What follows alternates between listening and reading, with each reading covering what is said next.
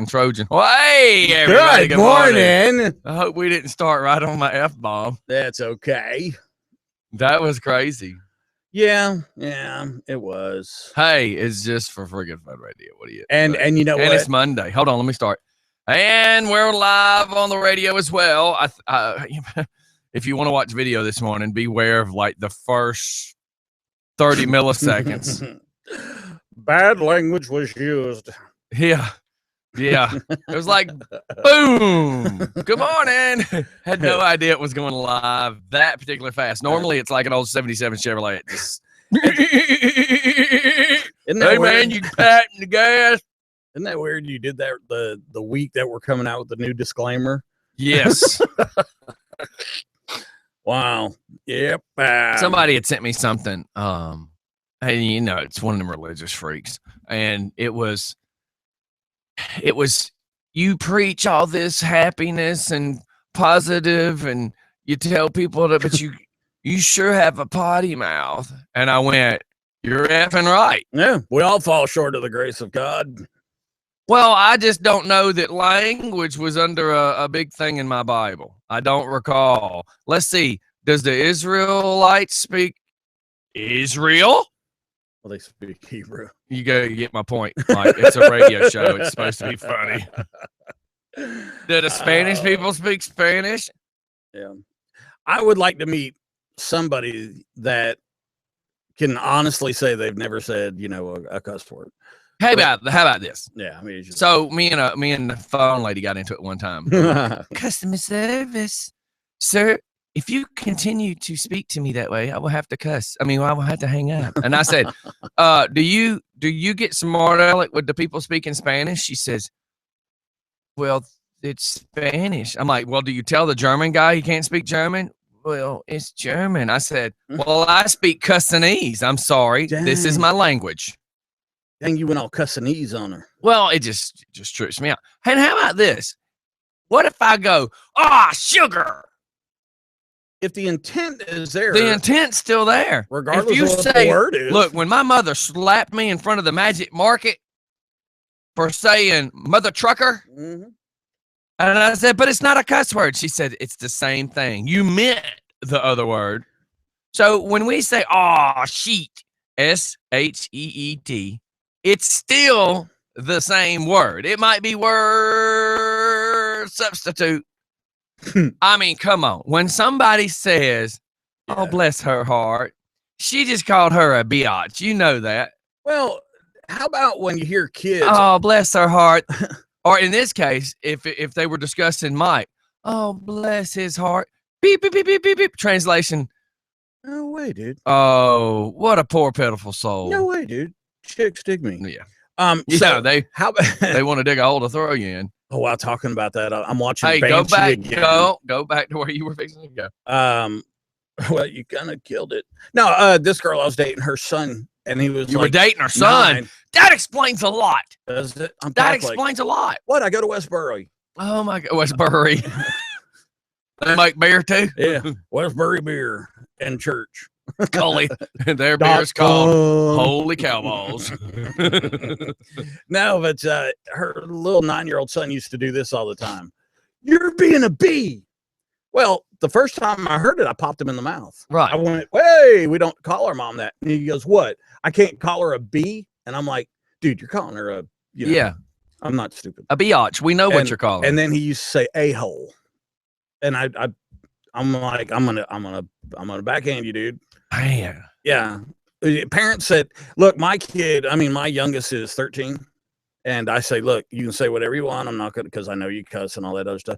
Just use it, Don't use the F word for every single thing. Don't act like DJ Scottie. Right. You need to cuss like having a gun. You only fired at the objects needed to be, or the losers that are needing to be aimed at. See, it's, I get in less trouble if you're watching video, I have to do my hands to do this. I get in less trouble venting and dropping some MFers at you. It's a whole lot better than unloading that 9mm on you. And generally, I'd rather cuss you than shoot you. I would rather shoot you, but I can't legally get away with that. Well, I mean, nobody's really checking the property where I live. So if you want to dig some holes, I'm cool. I mean, I can think of a few CU and Tahiti's. There's about 4 or 5 in my life that if the purge was to come up, I'd be knocking on the door acting like I needed a place to stay for the night. Look, I'd be broke if we had the purge because I'd pay whatever permits were needed. I'd go and hawk. Hey, man. Hey, what's the permit? So it's 4 does and 1 buck. Mm-hmm. Yeah, I need 24 of them permits. Man, it's just it. Between so it's only from dark to sunrise to kill whatever my permit says. Yeah. Is that it? Hold on, I got a dip in my lip. So let me get this right. Do I get like a between 130 and 138 to like whack a couple biatches? Because there's a few on my list. Yeah. So what do you mean? At the intersection of so if they're in between the crosswalks, they're fair game. Is that what it is? Hell to the yeah. If I hit it with a car, does it count? I really, other than having to scrape up all the dead bodies out of my yard, because I'm sure there'd be a few gunning for me. I mean, truthfully, I wouldn't pick up no bodies. I mean, the dogs got to eat too. Well, yeah, but you can't leave them out there to rot. Why? Sure you can. There's vultures. There's. It's called Mother Nature, process of elimination. There are 2 carcasses right now out in the front property. Look, it's all like it's weeding the herd, dude. It's thinning the herd. If they can outrun the bullet, then it was intended for them to live. Yeah, I mean, they showed some, initiative. Fortitude. That's right. Yeah, we probably had to pick up the bodies over at my place. Or I could just go out and not be home. You see what I'm saying? I could be doing my business. Because there's 4 or 5 that I'd drop before 9 o'clock and be home for dinner. I'm serious. Wow. So we're sitting here talking about the purge, and my insurance agent's sending me a request for her son, saying he's requesting that we play Stairway to Heaven. Yeah. That's a good time to request that song. I'm not 100% sure that's going to happen. We might as well go ahead and play Let the Bodies Hit the Floor. Yeah, baby. Yeah, man. Could you imagine the purge though? And I mean, in the movie, it makes it out like if you're rich and you can afford to live in these nice places. Yeah. But some of those D nuggets would be the ones I'd want to go after. I mean, yeah, baby. What makes no sense is you have a car, and I don't care how nice the front door is or how thick the front door is. I can drive that car right through the dining room window. Oh, yeah, during the purge, baby. It's on, baby. During the purge, you're good to go. I will make sure I go get me, just some big something that doesn't matter, like a Peterbilt. It doesn't matter because I plan on jumping out of it or something. Hell, if it's an armored car, we're just gonna drive it right on up into the living room. Let's park and watch a movie. Come on. Yeah, man. Kaido. And on top of that, I got a can of gas and a match. We'll burn you out. I'm digging it. I mean, I would be dangerous in that situation. I would love to do that. So what else we got going on this morning besides talking about the purge? That's what we needed to be discussing on a Monday morning. Isn't it funny about the purge? Because people will talk about it like amongst themselves. I mean, you and I, we get on the radio to vent or YouTube or whatever, but people will talk about this, but they don't want people to know they're talking about it. Well, they come on. You know what it reminds me of? There's no telling. It reminds me of when you were hanging out with your boys, back in your 20s, and every one of them would individually they'd all mess with the slutty girl. But two of them go, no, I got more respect for myself than that. Yeah. And those would be the 2 hitting her up on her pager. Pager. Beep, beep, beep, beep. There. Hello. Hello. Ciao. What's up, my fellas?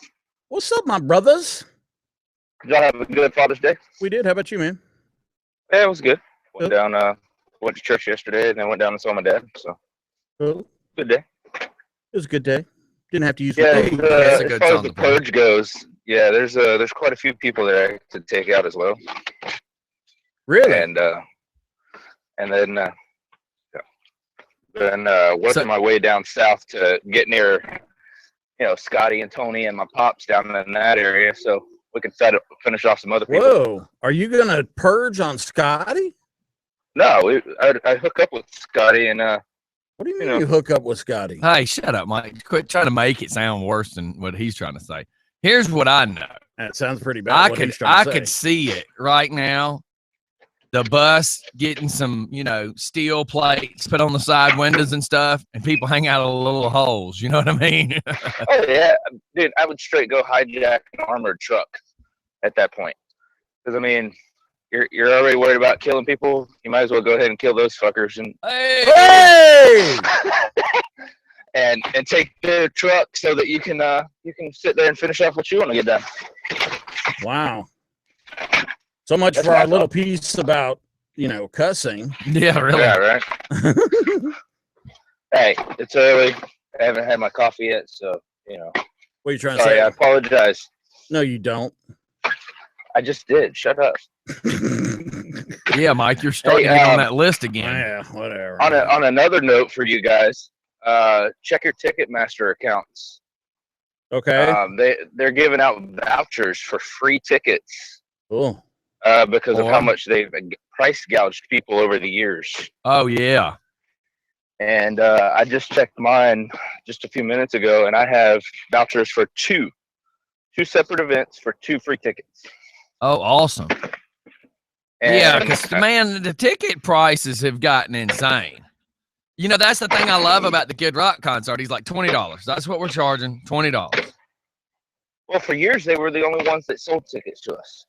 There was no StubHub. There was no any other place that we could go to. So they had it monopolized. Yeah, there's always some black dude around the corner that you get a ticket. Yeah, with. but then you didn't get the credits for these vouchers now, did you? Yeah. I think in the late 70s, we never even used the term voucher. Other than I didn't even vouch for my own friends. Yeah, and and then back then there were no school vouchers. It was just the poor kid that was always brown bagging it. What was it called then? The school lunches. Yeah, we didn't call them free lunches. They were something else. They were the 10-cent lunches. I can't remember. And the We had a name for 'em. 25-cent lunches. Remember the kids that used to come in for them. breakfast? Yeah. I used to rag on them. Oh, y'all suck. Y'all coming in early. Why? Y'all poor?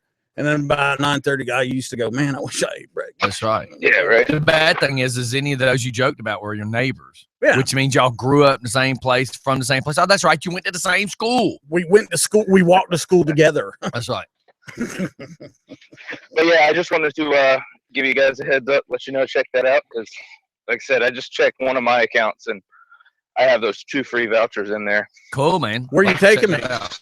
I mean, obviously you called to ask me out. Hell no. What? He's smarter than that. Unless the purge starts. Oh, wait. Sorry. You said you were hooking up with DJ If the Scottie. purge starts, then we would go to a concert. We'd find some people, I wonder who'd be playing if the purge was going on. That'd be It'd be like a Marilyn it would be- Manson, Yeah, Slipknot, man. It would be them behind, like, Bulletproof Glass. yeah, That's man. And That'd be they would cool. have, like, Slayer That's and, right. And then the band started killing each other. You know what we should do is start writing down songs for the next purge, like Let the Bodies Hit the Floor. Yeah, man, be playing just for fun radio during the purge. That's right. We could actually But yeah, it would be We should amazing do if that. we'd be That's out what we there should and, do. It's like I purge, said, they would purge be radio. behind the Bulletproof Glass. And then the next thing you know, all of a sudden, like, the guitarist comes up behind Yeah. the lead singer and has, like, a shotgun built into his freaking guitar, and he's See? Instead of Giving us a little- Ace too much Frehley spark. shooting out a little bit of sparks, let it actually shoot like grenades. right. Man. So look, write that down on your paper. I am. Let's do Purge Radio one night, Yeah, and we'll let's think, advertise it. and let's think of like over a 12-hour time frame, what stuff we can just load up. And we could put some little sound bites in How there. about this? Even if we just did Purge Radio for an hour, and because we could fill an hour really fast. Oh, God, yeah. So figure out Purge Radio for an hour, and we'll do We'll advertise it. do like Friday night Purge Radio. That'd be cool, man. This is your Purge Radio. No, no. And we'll have to make several sound bites. Yeah, like people calling in going, oh my God, they're at my front door, stuff like that. That's right. Can you imagine what? It'd be like this.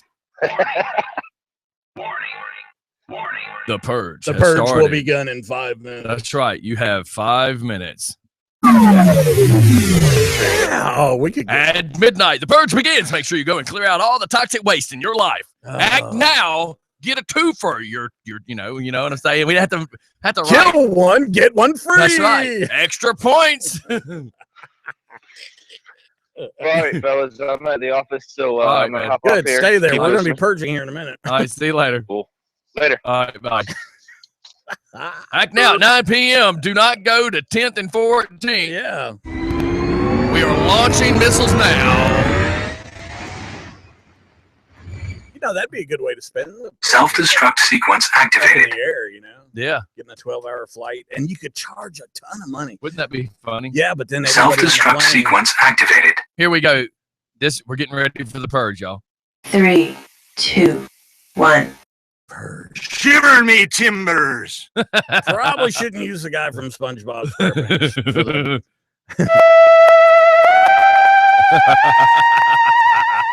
The 4 files. I see an orb.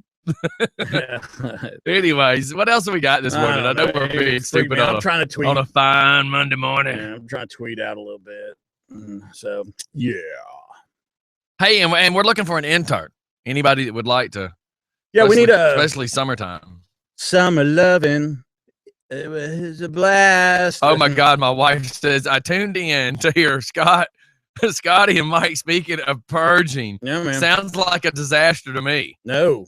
Oh, no. God. Krista, you don't have to worry, sweetie. My wife says, why did you kill that guy? Just for fun. It was just for fun. Oh, man, we're getting stupid. I see T-shirt sales. Hey, I'm telling you. I'm serious. With blood instead of, see how it says just for fun? That's right. Radio.com. The radio.com is going to be red and dripping blood. That's right. Hey, you. Hey, you. And then you hold one of them's head. Look, you catch one guy and you hold him down. Drill out his teeth just one by one. Yeah, we need to. We would be horrible. We'd be horrible. All right, so let me throw that out there. I'm gonna do that on the Just for Fun radio page. Looking for an intern. This is a non-paying position. Yeah. Well, unless they want to pay to be here. Well, of course you'll take that, won't you? Hell yeah, man. And they can help out on some of the night shows too, you know. Well, it just a lot of people are. Whoa! Oh, look here! I can see this on the Purge too. Oh yeah. See, that's one of the things about the Purge. You know, you can do kind of whatever you want. That's me. There you go, baby. It'd be dangerous. I'm digging it. I just got these hate crimes inspired by Just for Fun Radio. Yeah, absolutely. I'm okay with that. I'm telling you, though, I do want to do a Purge radio for about an hour, like on a Friday or something. I think that'd be hot. Yeah. I mean, I think we could do a ton of sound bites, and we could get actual sound bites of people screaming and yelling, you know, like calling in. That'd be so. Can you imagine having people do stupid stuff like sound bites, you know, just for Purge radio to be like, oh my God, they're going to get me! Run!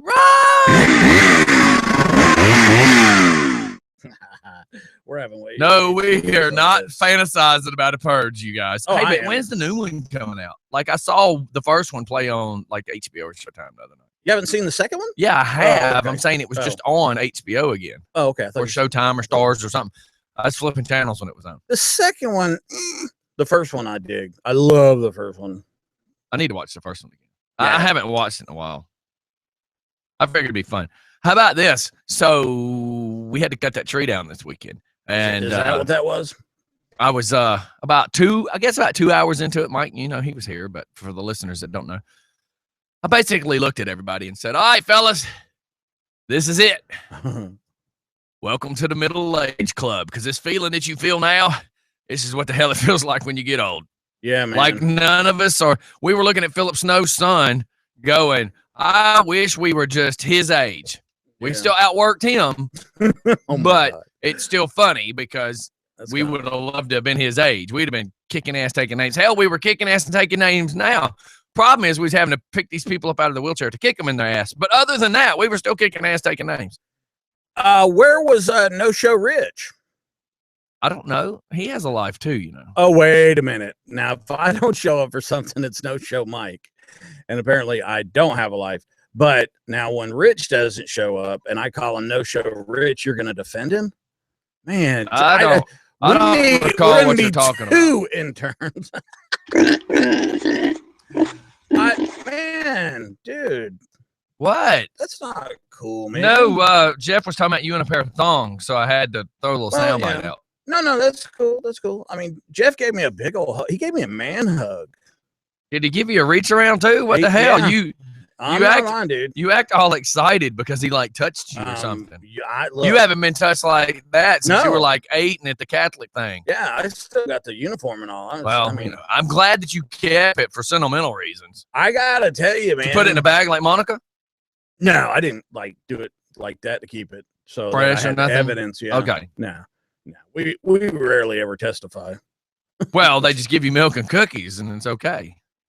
I mean, for $1 million settlement, I'm game. Hey, there's a movie about that, by the way. There's a lot of movies. No. On Kodai, I have to tell you about it. Really? Yeah, man. It's intense. I've seen the previews on it. I hadn't seen the movie, but I've seen the intense. Before the commercial comes on, I'm going to go ahead and tell you the movie The Cell that you had me watch. Oh, it's horrible at the end. Freaking dumbest, stupidest. About halfway through, I'm just like, this is getting terrible. Oh, God. And about 3/4 of the way, I'm like, I just got to finish it at this point. Did you finish it? Nah, I finished it.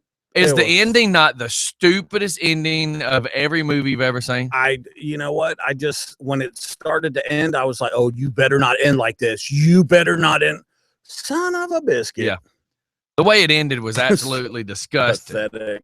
And then the bad part is the other people that had watched it were like, yeah, man, that's a great movie. And I'm thinking, did you really watch like to the very end? Because to me, it was a waste of time. I'm kind of learning my lesson. If IMDb is the rating is less than a 5, I'm going to stop watching it. You know, I'm not going to go through that much effort. I'm going to hit the trailer. I'm going to see what it looks like on the trailer. Sausage Fest or whatever that is. It's friggin' nuts. Like the first time y'all showed me previews, I was like, stupidest movie ever. I've now showed 5 or 6 other people. And each time I watch it, I start laughing more. So we're going to do it on the big screen. Oh, in the backyard. Cool. Can we do Team America?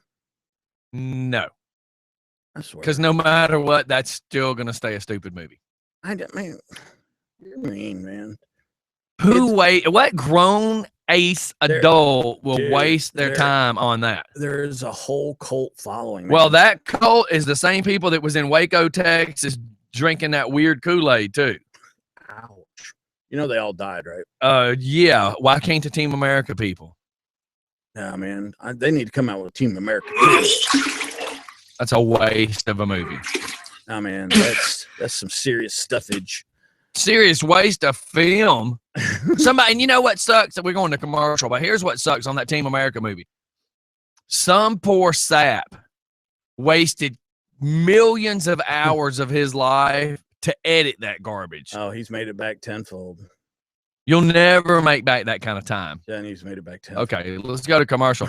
Hey, this next song goes out to The Purge. The Purge to Purge. Actually, yeah, this song would be more dedicated to the people that would wake up the next morning from the purge. You don't sleep. Does that make sense? You don't sleep during the I know purge. that, but I mean the survivors of the purge, this song goes to them. That'd be a great t-shirt. Yes. I survived the Just for Fun radio purge. I started telling people about our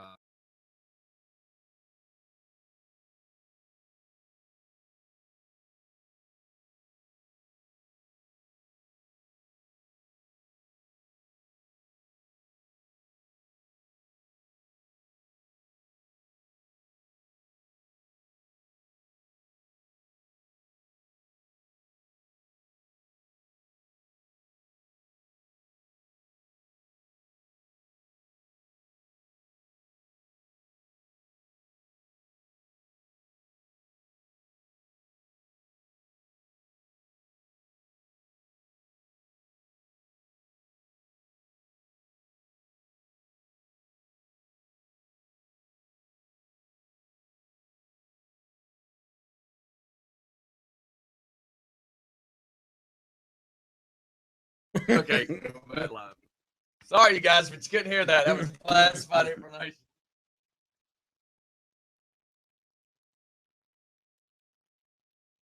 No, we're good. We're good.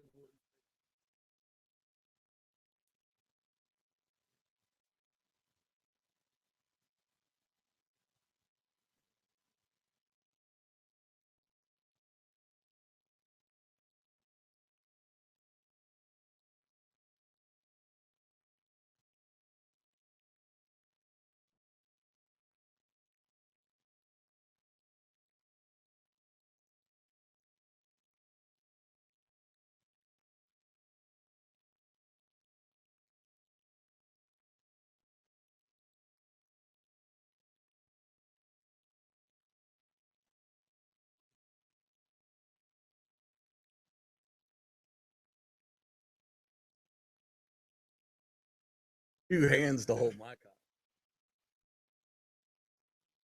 That should be with it so that it, figure out. yeah, that's what that's multiple.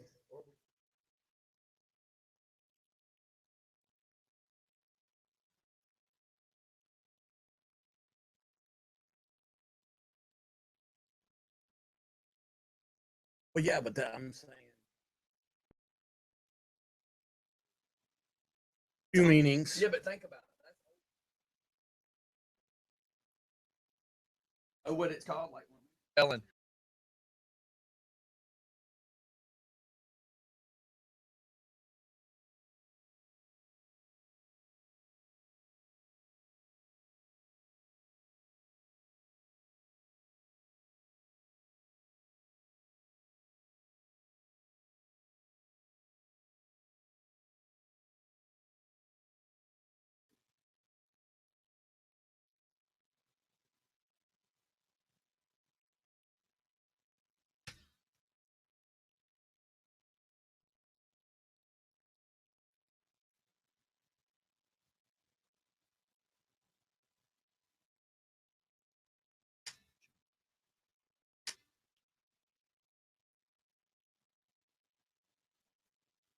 I don't know though. Flow to it.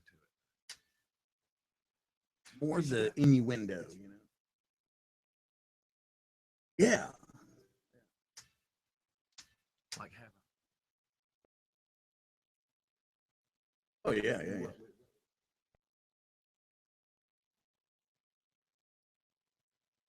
Yeah. Probably run into some. I don't know. You may not. And it's already been done.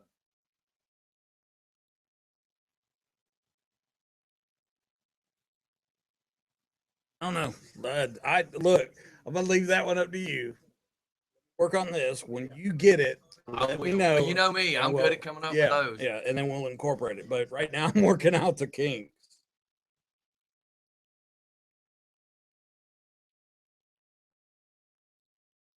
Okay, what do you want to say? In search of? Well, you know, on the internet, Yeah.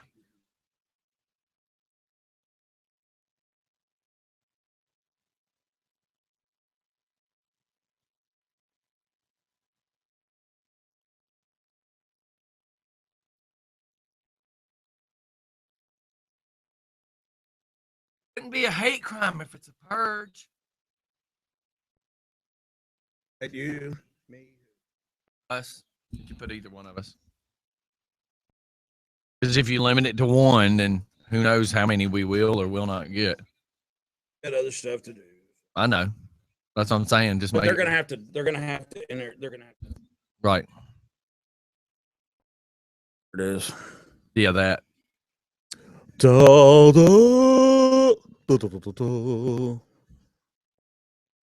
What is that? And we're back. Hey, we're back. And you just started humming some weird stuff. It started making me think of Frank Sinatra singing in the rain. Well, if we did a purge, it'd be like singing through the pain. Yeah, that would be true. Hey, so while I'm standing there Saturday, where was you standing? I was up the tree. Oh, the focus of our love and affection this weekend. And somebody told me I was a tree killer, by the way. You were. God. you killed that tree, dude. Well, it was going to kill my house. So this incredibly large door-sized gentleman walks up to me and goes, I don't think we've ever been formally introduced. And I'm like, hey, man, Military Mike. He goes, oh, I know who you are. I'm Karen's husband, Steve. Karen. That's what I said. Karen's husband, Steve. I'm like, oh. Nice to meet you. I'm a big guy. And he made me look small. So you think? Yeah. But Steve knows we're kidding around, I hope. Well, yeah. So, I hope so too. Yeah. For the majority of the morning, he just walked by me and would look at me. I'm like, what is up with this guy? What you should have continually just kept saying over and over, man, I just love your wife. I did. You know me. I just love your wife. I said, your wife and I are having an affair. And he's like, yeah, right. Okay. So I just love your wife. I'll kill you. Location. So you're gonna have all the brush just cleared away. Yeah, man. That's a tremendous amount of leaves. Well, and I got a guy that I know you do that said, look, man, he said for this job, he says, I'm just saying, oh man, what did I just do? He said, what I'll do is just to get this done. So in my mind, I'm like, okay. So he's actually gonna rake the yard, everything. That's awesome. Make it look like it never happened. And that's what I truly need. It happened, baby. It happened over. If he could come clean up a crime scene that easy, we'd be all right. Yeah, because we could purge now. Oh, my God. Can we have a pre-purge? Sir, you already have pre-other stuff. You nasty dog. Yeah, that's why I wouldn't sit in this chair. Oh. So here, let me finish this. So listen, I'm in search of an intern, correct? Yes. Hurry up, because I got to finish talking about that tree. Talented. Go ahead, babe. Okay, so did you just call me babe? Yeah, man. What is wrong with you? I'm loving it. Weirdo. Keep your hands to yourself. So how about we were taking a rope, right? Throwing a rope around the limbs. Yep. And a couple of times, because of the way the loop was thrown, there was a D-ring with some weight on it. It was thrown around the limb, and then the D-ring would come down almost to the ground. You'd take the D-ring, clip it to the rope, so it'd make a loophole, and you'd pull it back towards the branch, right? Couple of different times, people would grab the rope and pull real hard to try to get the D-ring to go up to cinch around the dang limb, and the limb would be about the size of a softball, right? The limb would break off. It was really brittle. And you got to figure, you now have like a 15-foot limb that probably weighed 100 and something pounds coming. And the bad thing is they were underneath it.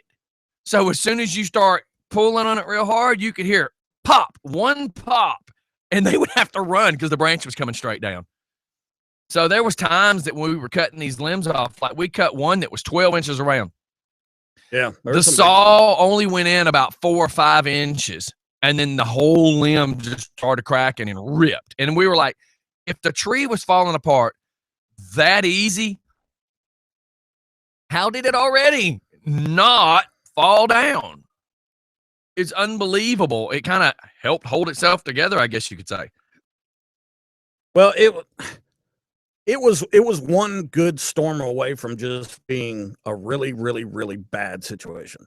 Because the way the Bradford grows, it doesn't grow with a center tree. It grows about 2-3 feet up, but then it branches out. And you had some that were probably 18, maybe 20, 24 inches in diameter. Well, you got to think too that 2 limbs, as it grew up, became one tree. Yeah. I mean, it became like 36. I don't know. You could hug it. Like if you hugged it, you probably couldn't get your fingers to touch if you'd have hugged it at its fattest point. Oh yeah, absolutely. Absolutely. It's just crazy. So I just got it was effed up. Why did it take 5 hours to drop? That's Jeff being sarcastic. Oh, okay. But it was because a lot of people didn't realize how big the tree was. Like everybody kept saying, okay, you can drop a pine tree. You just cut a pine tree, knock it over. Okay, I get your points. Most people just think that way.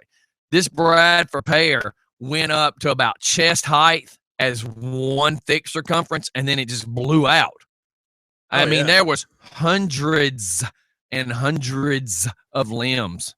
I mean, there's no lie. It was that big. If you went from one side of the tree to the other, it was roughly, I'm pretty sure 50 feet wide, because it went from my house to the street, and from the left almost to my driveway, and right it touched another tree in my neighbor's yard. I mean, this thing was a big ass tree. Oh yeah, yeah, absolutely. Put it this way. The guy that's going to clean it up drove up and said, "Good God Almighty, I didn't realize there was that much." I said, "Yeah, that's what everybody else said too. Like everybody else thought it was just going to go down fast.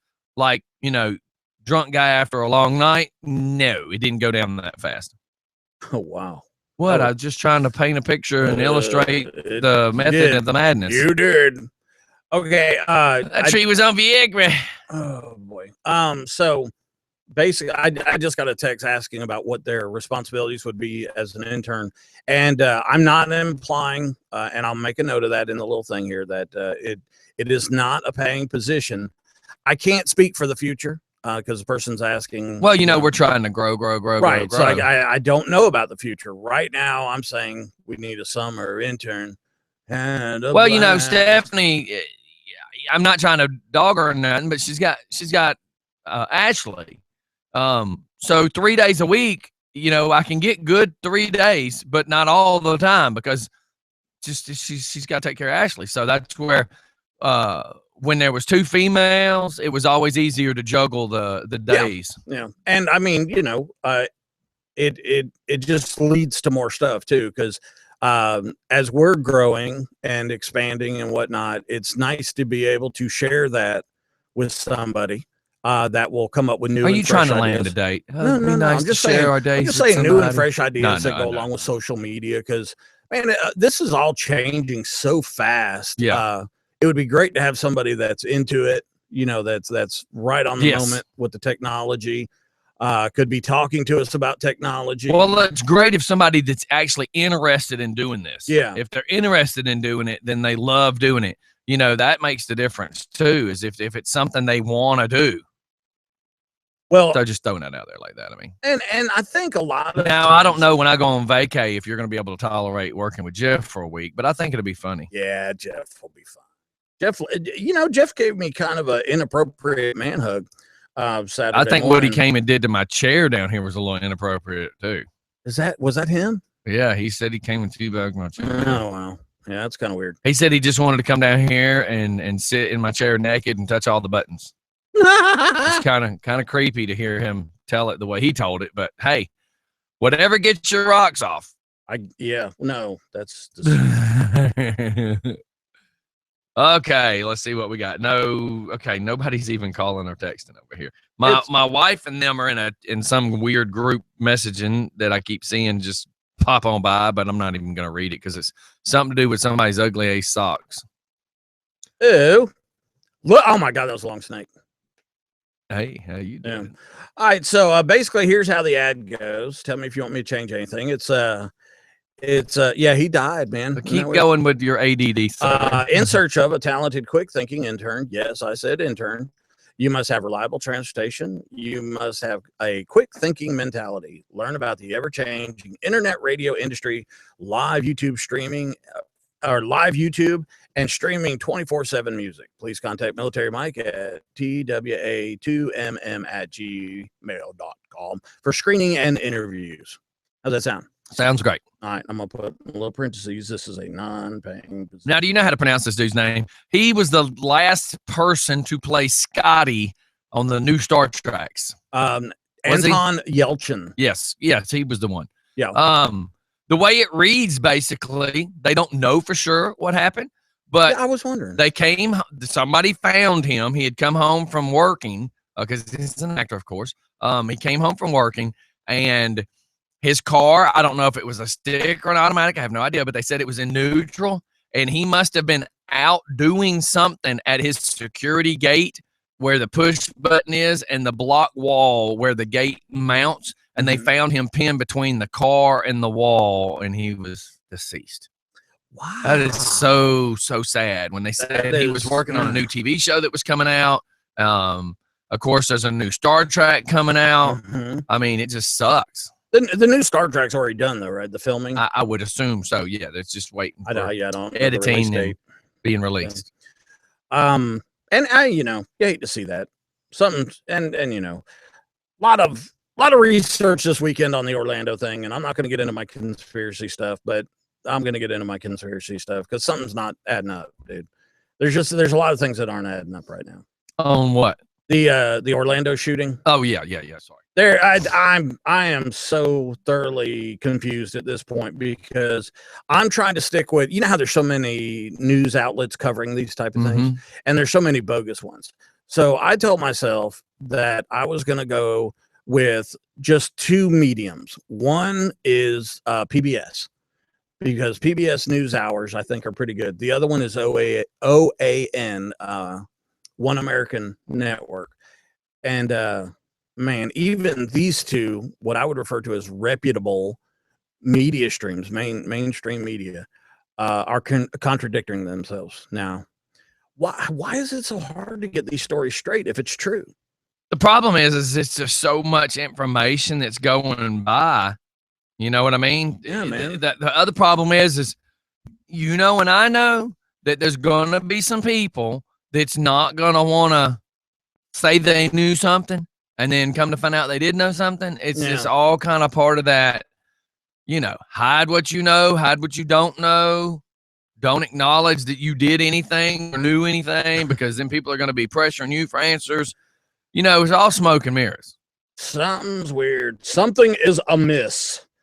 I'm sure Alex will more than likely talk about some of it on Tuesday night, and then I'll cover some of Tuesday night's Tech Talk with Zender, and Wednesday night will be the World According Mike. Shameless plugs. They both shows start at 7 p.m. Listen in. I think the conversation is going to be pretty interesting by then too. Because I'm hoping Ladies Talk gets started again soon. Sooner.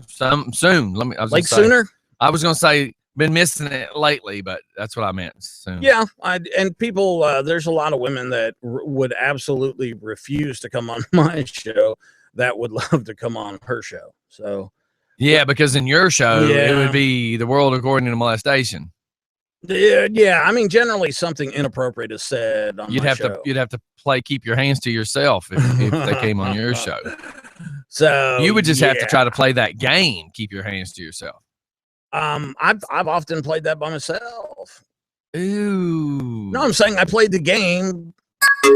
Keep your hands to yourself by yourself. I know that. Ugh. Good morning, Alex. Please save us. Good morning. While you're on the subject of this, I just want to throw out there that the Senate will be voting today on new gun control measures. Right. The Senate have received millions of phone calls right now from Democrats who want to ban guns. What they're missing are phone calls from law-abiding, honest citizens who understand that banning guns will do absolutely nothing to solve the problem.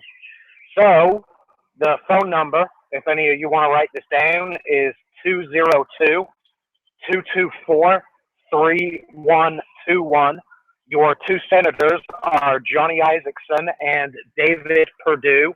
Call the Capitol switchboard there. Ask to speak to each of your senators in turn and tell them that you do not want the Senate to approve any new restrictions on law-abiding gun owners at this time. They need to take a step back and analyze this threat for what it really is. Thank you. Cool. Now, what's the area code again? 201? 202. 202. I'm sorry. Yeah, area code 202. Right. 224-3121. 3121. That's the Capitol switchboard. Right. All of your senators are there, whichever state you live in. Purdue and Isakson are for Georgia. As right. Most people listening are probably going to be in Georgia. Takes 2 minutes. The phones hopefully will be busy with constitutional rights supporters calling today to tell their senators do not put more restrictions on us for the acts of an Islamic terrorist. Sounds like a plan to me. And just so people know, the chance of you actually speaking to the senator is kind of slim. It's a very slim chance. Yeah. But what you'll do, they'll put you through to his office, right? And they take your message and opinion and then pass it on to the senator. Right. What they're interested in right now is volume of numbers. Right. If they get more anti-gun phone calls, they're more likely to compromise and pass some kind of restrictions. If they get more pro-gun phone calls, they're less likely to compromise and block any new restrictions. Right. It all comes down to the citizens picking up the phone and calling. And right now, they're getting about 10 times more anti-gun phone calls than they are pro-gun. Yeah, because you always the people, that's just like somebody calling and saying, "Hey, my waitress was really good tonight." You don't get that very often. But when you got somebody that just wants to biatch and complain to try to get a free something, right? They're all going to call. You're absolutely right. And the problem is, not everybody. A lot of us on the pro-gun side have the mentality of we have jobs. It'll never happen. Well, we have jobs, but we also think, well, it's never going to happen here. Right. They're never going to ban guns. But all here. the stay-at-home tree-hugging mamas are. Yeah, well, they have banned guns here. They banned them in '94 under Bill Clinton. They banned them in Connecticut. They banned them in California. They have a ban in New Jersey, and it's just a matter of spreading that across the nation. Right. They have gun registration and universal background checks is code for gun registration. They have it in about 8 to 12 states somewhere. I don't know the exact number, but there's 8 or 12 states right now that require you to register every single one of your weapons. That's going to come to the entire nation unless we pick up the phone and say, wait, an Islamic terrorist committed this crime. Right. You need to focus your attention on Islamic terrorists. While you're on the phone, I would tell them, listen, it's time we give us our rights back, and let's do away with gun-free zones, because those are making us victims. Gun-free zones are killing American citizens. I think we need to ban cars, because I think the guy got in a car and drove over there to kill somebody. Honestly, that's how stupid it is. Exactly. That argument, to me, holds the same amount of credibility as let's ban AR-15. That's right. Because neither is related. Of course, everyone's been discussing this, right? Everyone talks about it, and I was out with some friends, and I said there's 3 things needed to commit a crime: means, motive, and opportunity. Part of means and motive is opportunity. The government creates this opportunity by creating gun-free zones. Every single one of these crimes, without fail, is committed in a place where citizens are prohibited from carrying a gun. The government creates, whatever. So they do. The government creates this opportunity. The government is putting us at risk. And it's about time we say, you know what? We're sick and tired of it. You need to get rid of these gun-free zones and give us our rights back so that we can defend our lives wherever we are, not only where you deem appropriate. The whole thing's pretty stupid. Come on, let's look at facts. I mean, it's real simple, cut and dry. Who cares what your actual opinions are? If somebody wants to get in a car and go drive over somebody, they will. Right. Exactly. Are we going to ban cars? Ooh, let's ban gas, because that person went and bought $5 worth of fuel to be able to drive over to somebody's house to beat them to death with a baseball bat. Oh my God, let's ban baseball bats next. Right. Yeah, it's ridiculous. That is stupid.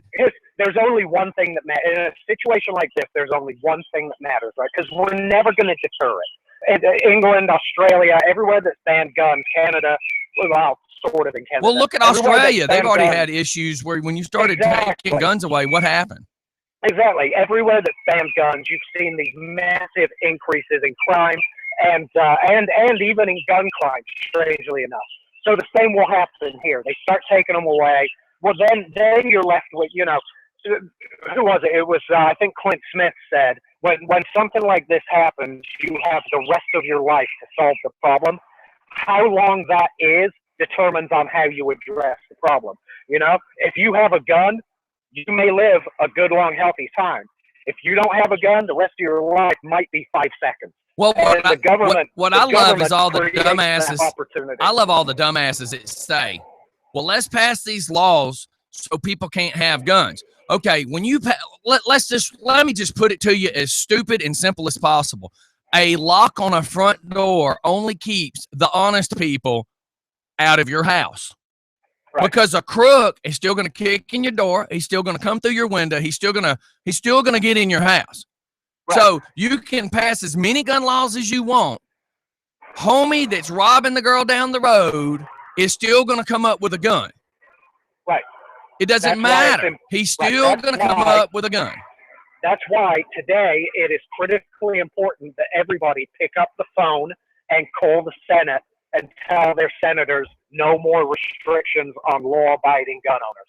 Well, the problem is the law-abiding gun owners the same way you do. Well, the problem is most of the law-abiding gun owners are not the people that's going out robbing the banks and robbing and shooting. I understand that, which is why it's critically important for those people to pick up the phone and.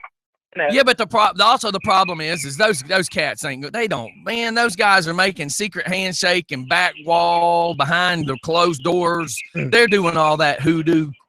Who's paying who? I'm not saying not to call, but it sure does suck how our government works. I was going to say, if we don't call, then we'll lose everything. If we do call, there's a chance that we don't. It just sucks that it's all done that way. You know, because honestly, if somebody wants to go in a bar and shoot it up, they're going to do it. I mean, you know, you're absolutely right. The problem is all these people believe these stupid video games now. They just believe they're going to do this, they're going to do that, and it's okay. And half these idiots now are killing themselves. And if we sit back and do nothing, we will ultimately be defenseless against it when a criminal decides he is going to do this. It's critical that gun owners start to get involved. Right. So many of them sit back and do nothing and say it'll never happen in America. And the bad thing is it will happen in America. The bad thing is already happened. They're going to make all the legal gun guys become illegal gun guys because people are still going to buy guns. You can change the law all you want. People are still going to get their guns. Of course, criminals are always going to get guns. Right, but what I'm saying is they're going to keep passing these laws to the point they're going to drive normal citizens to do criminal activities to be able to have guns. Sure. You're absolutely right. You know, last night, nobody ever comes in my downstairs door. That's a no-no. So last night at 10-something, 11-something, my stepdaughter decides to come through downstairs. Well, what do you think happened? Gun. I opened the door to go downstairs. She's standing there with light on. I'm standing there with a 12-gauge pump shotgun. I said, what the hell are you doing? She said, blah, blah, blah. I said, no, there's no blah, blah, blah, blah, blah. You come through the front door. You don't just, well, I thought you were asleep. Well, that's even more of a reason you shouldn't come through the downstairs door. Yeah, no, I mean, I understand. I mean, I don't know that it's pertinent to today's issue, but it goes back to we, the citizens, have a right to own our guns, defend our homes. That's my whole point. That was a prime example of why we need to be able to own our own guns. Right. Well, then if people want to keep that right, they have to get involved. If you don't get involved, if you don't join the NRA, if you don't call your senators, if you don't do something. you will guaranteed lose that right. Oh yeah. Well, remember, I push every day. People, you gotta voice your opinions.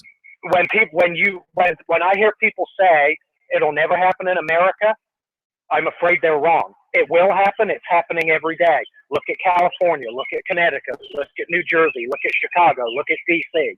Just look at the places where it's already happening. In California right now, in less than 10 years, you won't be able to buy a handgun. And they didn't do this by any sleight of hand. They passed a law that said any new guns coming onto the market have to have some kind of biometric security. Well, none of the gun manufacturers can even make any gun with biometric. Let me tell you something. Don't go no further. Hang on. Don't go no further. Hold on a second. The only downfall I see with that is you and I both are iPhone lovers, right? How many times do you go put your thumbprint on that phone and your phone not open up? Right. Well, I just said they cannot make any gun. I know that, but I need it. Security. We're on a radio station. I need everybody to understand that. I know 3 to 4 times a day I'll go to put my finger on that phone and can't get my phone to open. Now, what happens the first time that I'm fixing to get mugged and I reach for my gun and my hand's sweaty and my gun doesn't unlock for me to be able to defend myself? Now, how stupid is that idea? You see my point? No.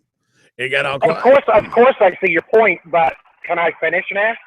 Yeah, but I'm running a radio show, and I need to make sure people understand while you're rambling. That's the point. Okay, but here's the important part. I understand that. Yeah, this is why I said a gun manufacturer is unable to make a reliable gun with biometric security. That's why in the last 5 years, no new guns have come on the market in California. And the roster is actually getting smaller and smaller and smaller because any change to a gun removes it from the roster. In 10 years, there will be no handguns legally available for purchase in California. That is legally, a de facto key gun. word. That is, I know, but that affects you and I. Right. No, right? but I'm making sure that it's very clearly known. Gun owners. Legally, that means how many Impalas will have the trunks popped open, selling it like the flea market, selling tomatoes and cucumbers. You're absolutely right. And if that's how you want your self-defense and your personal protection to be in 10 years' time, then we should sit around and do nothing. If you want to be able to legally purchase a gun to defend yourself, your home, and your family, then everyone needs to get off their asses. They need to pick up the damn phone and they need to make a phone call. Right. That's what they need to do. And if we don't do that, we got no one to blame but ourselves, because it's going to happen in America.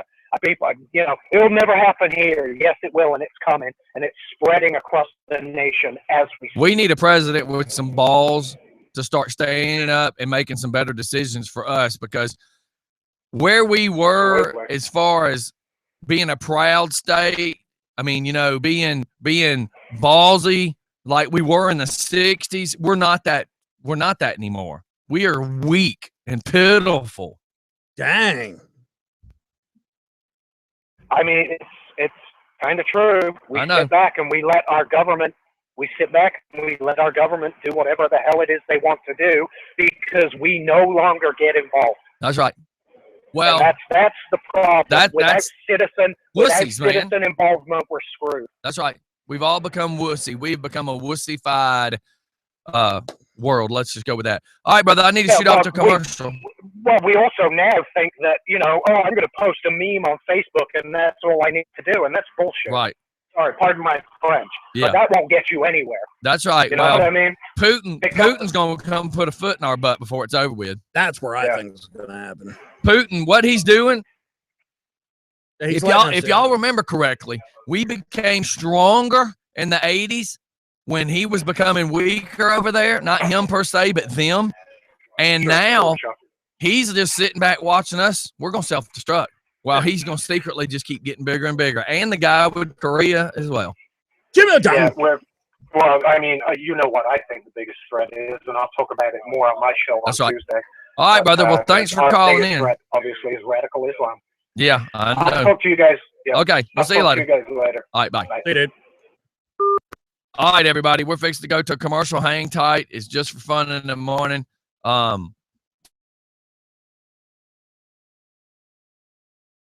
Just agree 100% that you need to call, and you got to, man. We gotta make these phone calls. We got to get our names out there. We have to stand up for our rights, because if not, they're going to keep taking them. The problem is you got the wussies who have nothing better to do than pick up the phone and cry and say their world's coming to an end. And then you got the rest of us that are, busy as hell and feel that we don't have time to pick up the phone.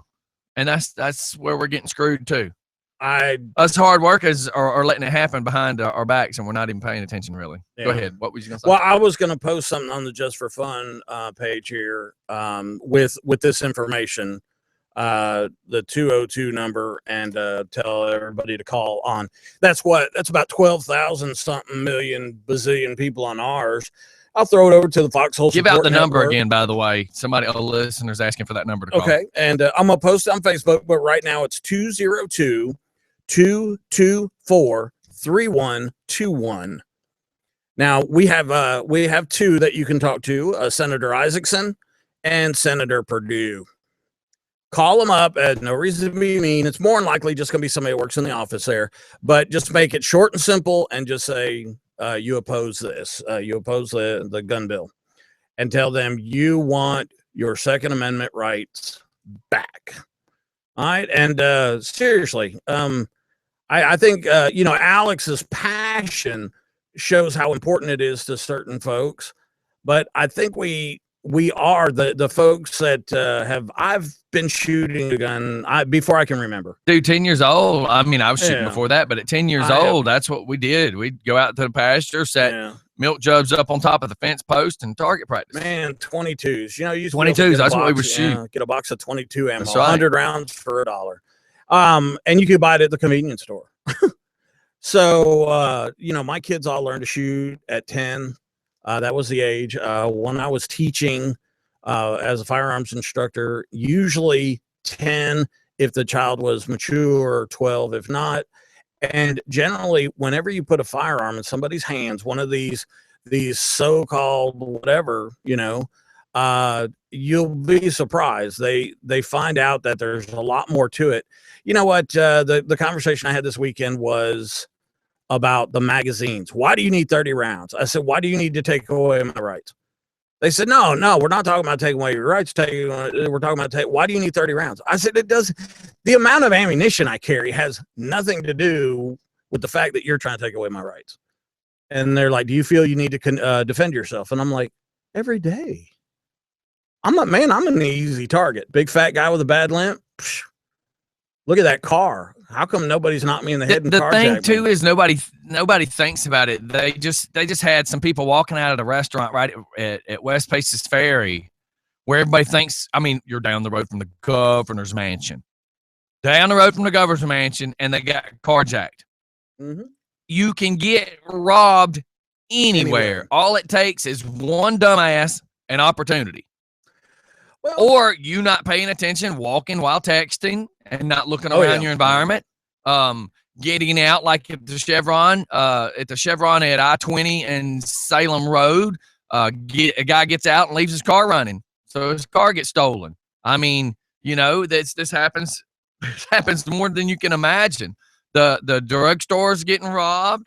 The Ingles got robbed. There was a body. Now, there's a bit of a confusing story this morning on the radio, WSB. They said there was a body that was bullet-ridden found in the morning out in Covington, Lower River Road.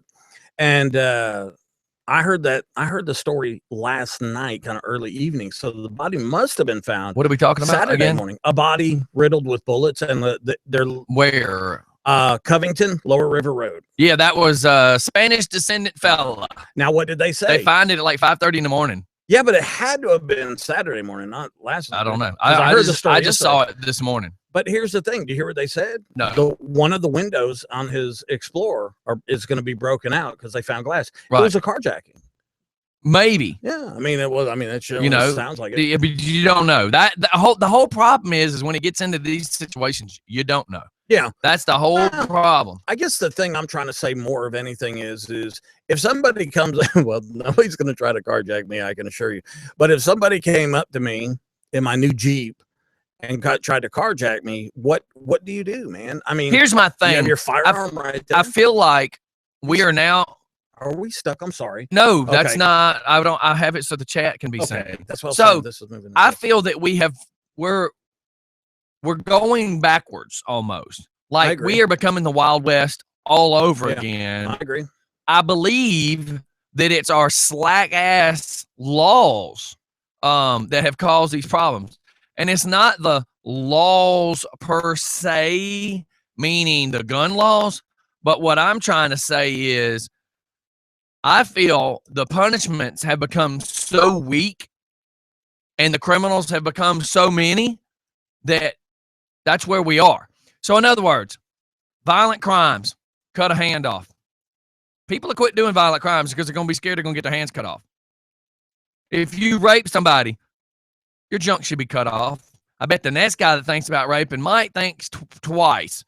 May I ask you a question? Sure. Here? Do you think when somebody's committing a crime, they think of the ramifications of getting caught doing that crime? I think a lot of the teenagers right now that are doing most of these crimes, no, they're not going to go to jail. I mean, the one kid that they put in a police car, a month and a half ago, says, I'm a juvenile. You can't even film my face. Yeah. And I'll be out in a couple of hours. Yeah, he was actually saying that if he could get his cell phone, he could call his dad and get out right now. Right. Get out of the car. I mean, hello, look at the the dad that went onto the television and was raising hell about the chief of City of Lithonia.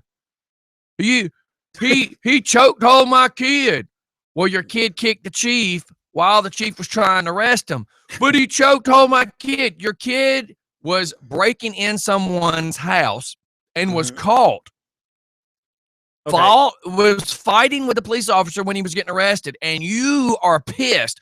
He chokehold my kid. Okay, let's not look at the facts that your kid was skipping school and breaking in houses every day. Let's forget about that. You know what should have happened? About the third house he kicked in the door of, there should have been a 12 gauge waiting on the other side. I agree. And guess what? He would have quit breaking in houses. Well, you know that, and okay, let's kind of hit the fast forward button there. But if you start making these crimes more serious, people are going to quit doing them. All these juveniles need to stop thinking they're just going to be home by lunch. So you're thinking more cut a hand off. The punishment should cut a hand off. The punishment. How much does cut the hand off mean to you, Mike? Cut the hand off. No, I mean seriously. I mean they do that, in Saudi Arabia. I know they do it in Saudi Arabia. I bet the crime rate's down too. Different story for a different time, I would imagine. But what about if we really do start? Just for fun radio. Yeah, that just made me think of it. Mike was sitting there saying someone was asking why he needs 30 bullets. Yeah. Why do you need 30 gallons of gas? Yeah. Well, why does a person need 30-gallon gas tanks? Apple and oranges, but I'm not sure of the simulation there. I mean, you're sitting there asking me why I need 30 gallons of gas. I mean, or 30 bullets. I mean, why do you need 30 gallons of gas? Look how many people use their cars as a weapon every day trying to bully you on the road. Right. Well, I mean, last time I checked, a gallon weighs about 8 pounds. How many knives have been used? How many knives have been used in criminal activities? How many husbands and wives get into it and somebody hadn't yanked a steak knife out and stabbed the husband or the wife? Are we going to start banning steak knives? We need to start making things a little more serious. Just handing them if someone grabs a knife and it's a female, you just hand her bread and some meat and she'll make you a sandwich. Like this, I just got from a listener. There is definitely no fear of punishment. Basically, criminals are getting a free ticket. Bills are paid. No day-to-day worries. Outside of that, jail cells. 3 hots and a cot. That's my point. You rape a woman, your nuts are then put into a jar for inspection of whatever doctor wants to dissect them later. No, they need to be made into body jewelry for them to have to permanently wear. Back in the day, over there in the desert, there was a rule that if you raped a woman, they would grease you and put you on a camel's back and run you through the town where people would throw rocks at you and hit you. At the end of said trip through the town, they would cut off whatever had oil on it. I bet you there wasn't a whole lot of rapes after that. Well, the problem is the same as our stupid system, though. We are letting a guy go serve 7 years to 10 to 20 years in jail. Okay, this punk ass gets 3 hots in the cot for how many years? While the victim sits here with her mind warped and her physical and mental damage for the rest of her life. Nobody can give back to that woman what that scumbag took from her. Nope. Not at all. Did you see where they locked the guy up?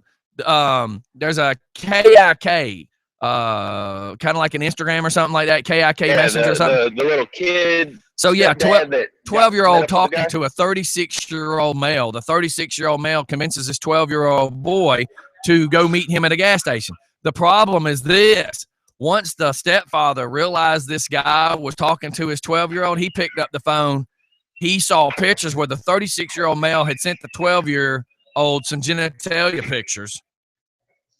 And then the stepdad plays 12-year-old on the phone and has the guy meet him at a truck stop. And they call him. That's the problem. That guy should be put in general population and serve time just like anybody else. And you know what? Whatever he gets is whatever he gets. These air conditioned, you get in trouble trafficking cocaine and stuff in Thailand. Have you heard what they do to them people in them prisons? Oh yeah, man. You should see what a maximum security jail looks like in Germany. Dude, your cell is literally 4x4 and everything kind of just folds up against the wall. And that's where you live. Like a cage. That's animal. Crazy. Yeah. Like right now, if you're over 18 and you burglarize a home, you may do a year or you may just get probation. If you're under the age of 17, you're going to probably get some probation if you get that, because right now, that one gang, these kids are getting sent home like nothing even happened. But meanwhile, us homeowners are out all our stuff, our iPads, our phones, our necklaces, grandma's earrings that she left you for your daughter. All that stuff is gone.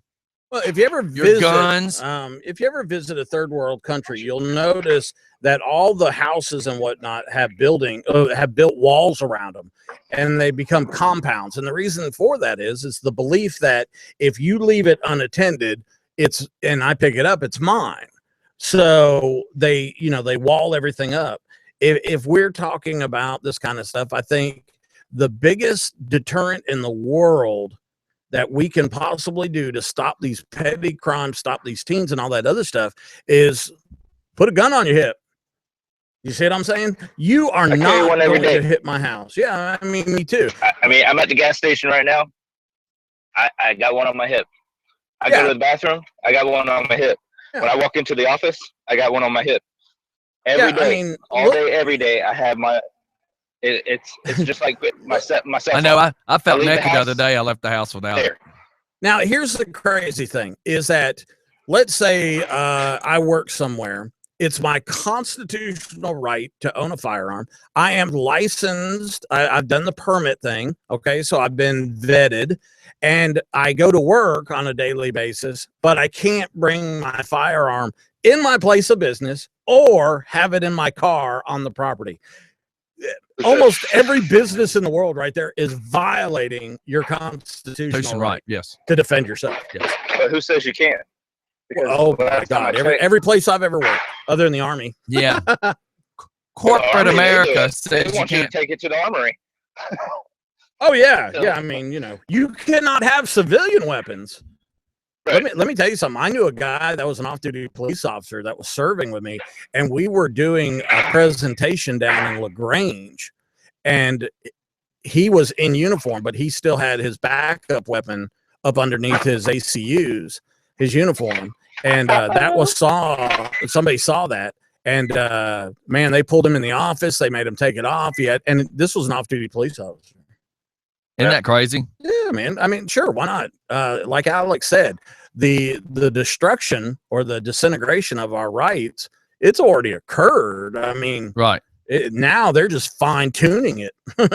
I'm with you. I'm hating I think how it is and all the things that have been done, but it is what it is. I'm one of those guys that, I mean, that in a class this weekend, basically a firearms orientation class, one of the students shot the 64-year-old instructor by accident. Is it going to happen? Yes. Well, you're going to have accidents. Okay. Am I one of these guys that says every single solitary person should be carrying a firearm on their hip? No.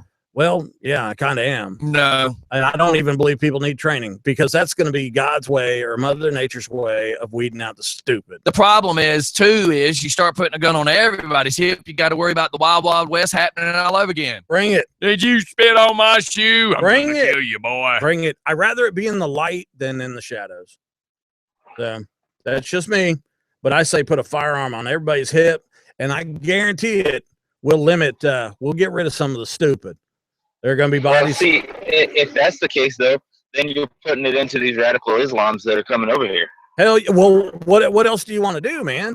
Do you want to sit back and wait till they attack the gas station you're at right now? Or do you want to deal with it? No, I want to deal with it. I'm going to have my gun. I don't want them to have access to it. Hey, look, I've fought against the radical Muslims. I can tell you right now, the best way to deal with them is get right in their face. You show them that you're not backing down. That's what they respect. They don't respect this coward stuff. You are proving to them that you are subhuman, that you're an infidel by backing down. So I say, hell no. If me carrying the firearm and saying, look, shoot, let's bring it, baby. Let's bring it to the streets. That's how you deal with it. Yeah, but the problem too is you're creating a situation by having the problem is you didn't skip school if you knew you were going to get in trouble. I mean, that was always our mentality. You don't do this because mama's going to whoop your butt. But now there's no consequence behind a lot of these things these people are doing, and it's making it worse. So now you start putting guns in everybody's hands. Then what? If you already have unruly and then you have guns in everybody's hands, it's going to be a shootout in the street. Hell yeah. No, hell yeah. Well, there is no hell yeah to it. I mean, it's the next you don't thing think this happens in other countries?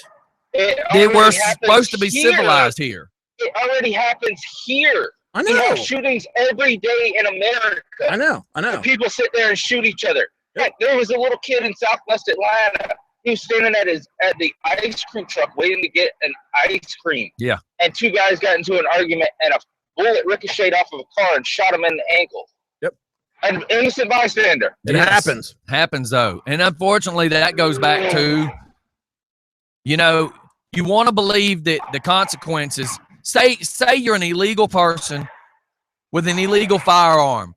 The second you get caught with that gun, they should shoot you. You should be dead. Toast. And then do you know how many people would be like, ooh, I probably don't need to own that gun. The problem is there's no fear with all these dumb butts. There's no fear. The crackheads know the jails are overpopulated and they're just going to be turned loose. These 15, 16-year-old kids out robbing people and shooting people, they know they're juveniles, and when they turn 17, 18 years old, their juvenile records are sealed, and they just blah, blah, blah, blah, blah. There's no consequences anymore. No. And that's just me giving quick examples. We're all carrying guns. It has to do with the people that raised them, though. It all goes back to everything, but we can't change how they were already raised. They need to understand now, at this point, you break in a house. By no means. You can't change it. That's right. You can't make an old dog learn new tricks if they don't want to. If you get caught breaking in a house, acceptable for it. Yeah. If you kicked in the door, they need to cut your foot off. I bet you'll never kick in the door again. No. Period. You'll peg leg it. Yeah, you have to hop.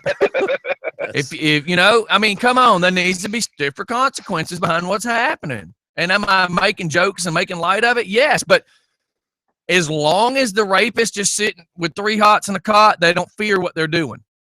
No, they get back out and they go do it again. I mean, it's no different than a pedophile. They sit there and they put stipulations on them saying, "Oh, you can't be within 5,000 feet. Oh, you gotta be on a registry and blah blah blah." Well, guess what? I got a scope on my rifle at home that I can sit there and watch you from 5,000 feet.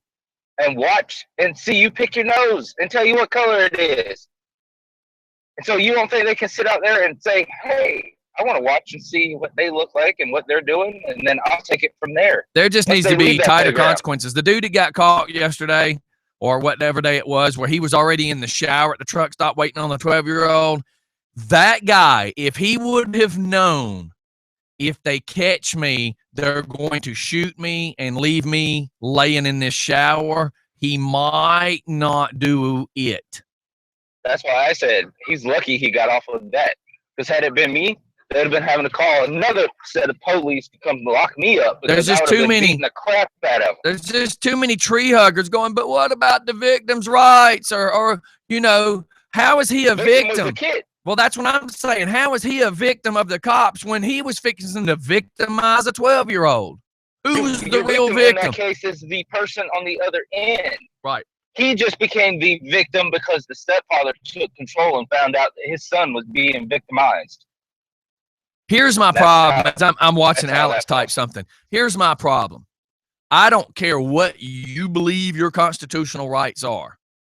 My constitutional rights are the same as yours. If you are starting to rape a child, you have no laws, you have no morals, you have no constitutional rights.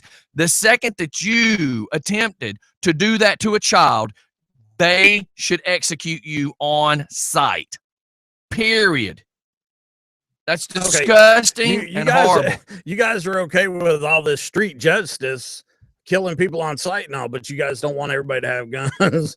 No, but what I'm trying to say is if you've already committed any kind of crimes, why do you need a gun? Well, here's the thing. If you're committing, just like hang on, said, I got to catch. Let's go to a commercial real quick. I got to catch this. This is my tree guy. Hang on there, Mr. Tree Guy. Hang on. Give me just a few minutes, y'all. We're going to come back from a commercial. Thanks for calling in. Yep. All right. All right, everybody, hang tight. We'll be right back. I got to take this phone call from Danny. Hold on.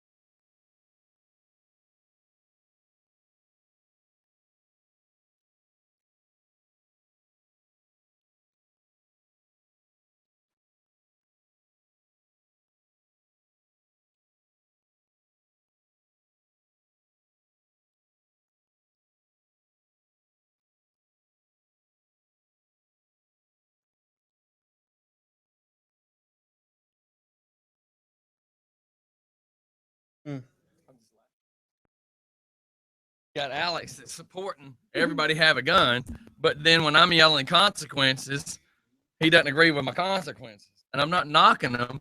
It's just funny how people see stuff. Yeah. Well, but the difference is, as a man that has a child and doesn't have a child. Very much so. Because you go mess with my kid, you deserve to die. That's what mine. There's probably a real good chance you will, because at this point, I don't care. It just sucks. There's no good answer. But it's different consequences you would hope would deter a lot of the crimes. Well, the sick people are still going to do the sick stuff. But if you at least start making it where if you get caught robbing people and burglarizing stuff, you make them harsher and stiffer and crazier crimes, hopefully you'll deter that and cut your crime rate. You'll still have your sickos doing the sick stuff, but hopefully you'll start curving it a little bit.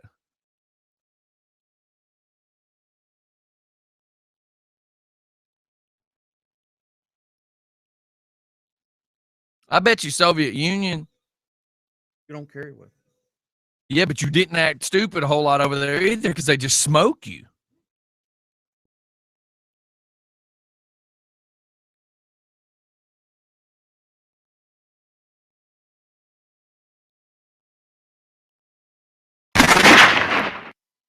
This is me.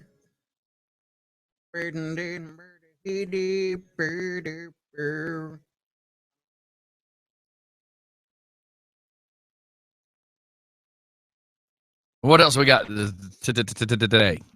9 o'clock. I'm sending out that thing with the phone numbers now. Give me just a sec, and I'll look up silliness.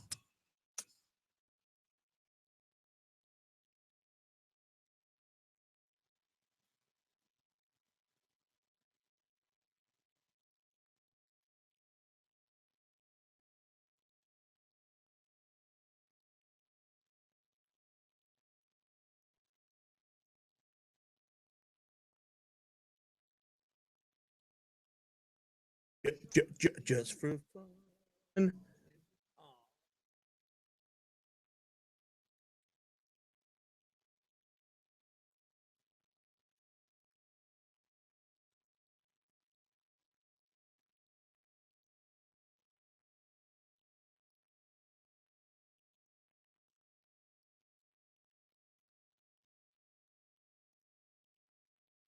Yes.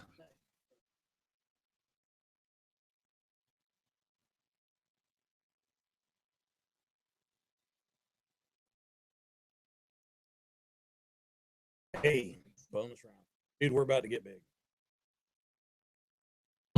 All together. Together. So the 18th was what, Saturday? Yes. So you're going to call this guy, and you're going to be like, hey, man, I'm sorry I didn't make it out to your party Saturday. And he's going to be like, who is this? And you just create a name and say, yeah, we're on Facebook together, man. I seen you at Bike Fest all the time. You always got that camera taking pictures of that crazy DJ guy. Cool.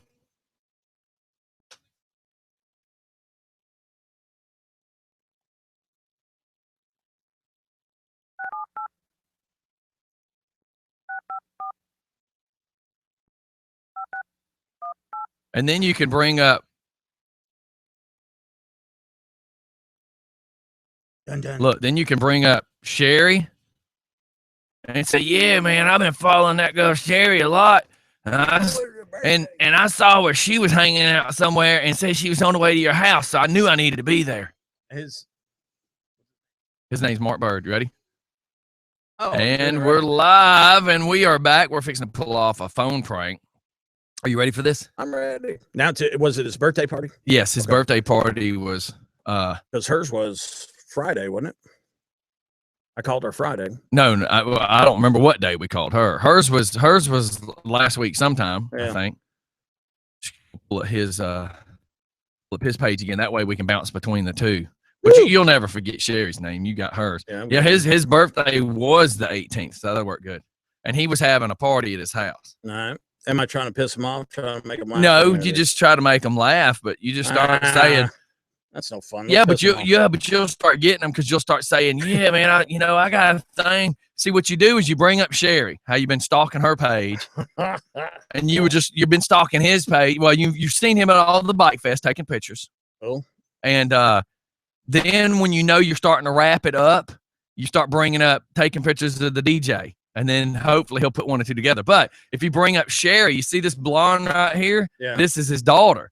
So you start bringing up Sherry, and then you start talking about, I got a thing for blondes. Yeah. Hell, that one that's in your profile picture, she's pretty smoking hot too. Okay, here we go. Right. His name's Mark. Right. Anybody ever call him Birdman, anything? I don't know. You can try it. Yeah, I'll piss him off. Just see what you can get out of him. I'm mute myself.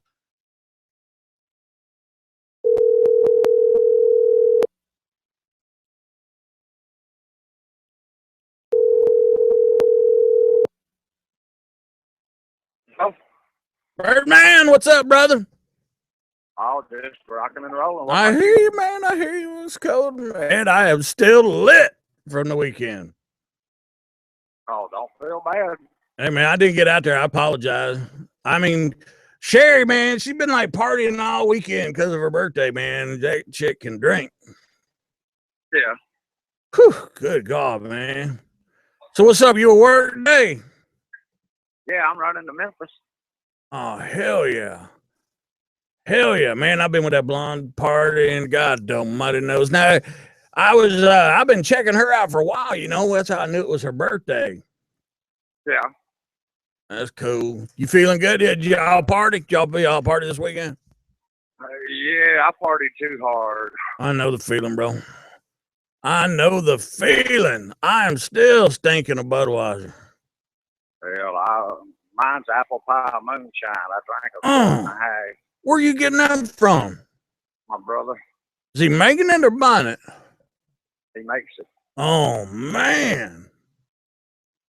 Get down on some apple pie. You know, it was in a TV show. That's where I first tried it. Because they used to put like blackberry and stuff like that in there. Oh, heck yeah. Yeah, man. So now you you remember me, right, Birdman? Say what? You remember me, right? I mean, you kind of quiet. I don't know if you remember me. Last week? Well, I bet I was talking to you about that girl, Sherry. And then, I've been looking at her Facebook stuff. And then I jumped over to your Facebook stuff. I guess she was heading out to see you. You talking about Sherry Chappelle? Yeah. Cowboy hat. Yeah. And she's hot as hell. Yeah, she come to the party. She was fucked up. She always is. Man, that's like a 25-hour drunk right there. Yeah. Man, hey, look, y'all, because I see her in your profile pic on Facebook. Uh-huh. She's a hottie wearing Batman. She's Batman. Mm-hmm. Well, she sent a picture to me on Facebook and said, Mark, I'm starting early. Yeah. I sent her a message back. It never did go through. That's probably a good thing. I sent her a picture of me holding my drink up, and I said, I'm on my second one. Catch up. There you go. There you go. But when she got there, she was pretty toasted, and I was too. Uh-oh. That didn't lead to nothing, did it? No. Yeah, she dating anybody? She's seeing somebody. Because I don't ever see who she's seeing. You know what I mean? You get that? I don't see who she's seeing. Yeah.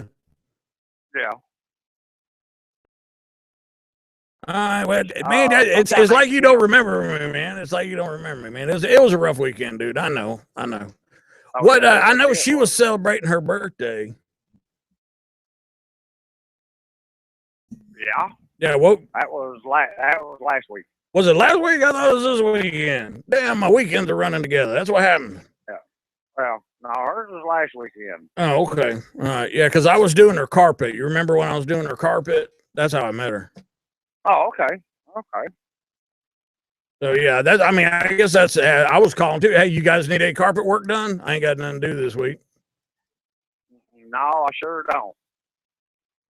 I mean, because you know what I do is these Hispanics, they buy all that carpet up in Dalton, and then when they're coming down, they always stop somewhere, and they'll all get out and eat and all, and we'll steal a roll or two.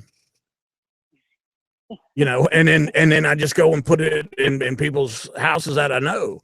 I think you and I were talking about that. You remember that? Yeah, we talked a little bit about that.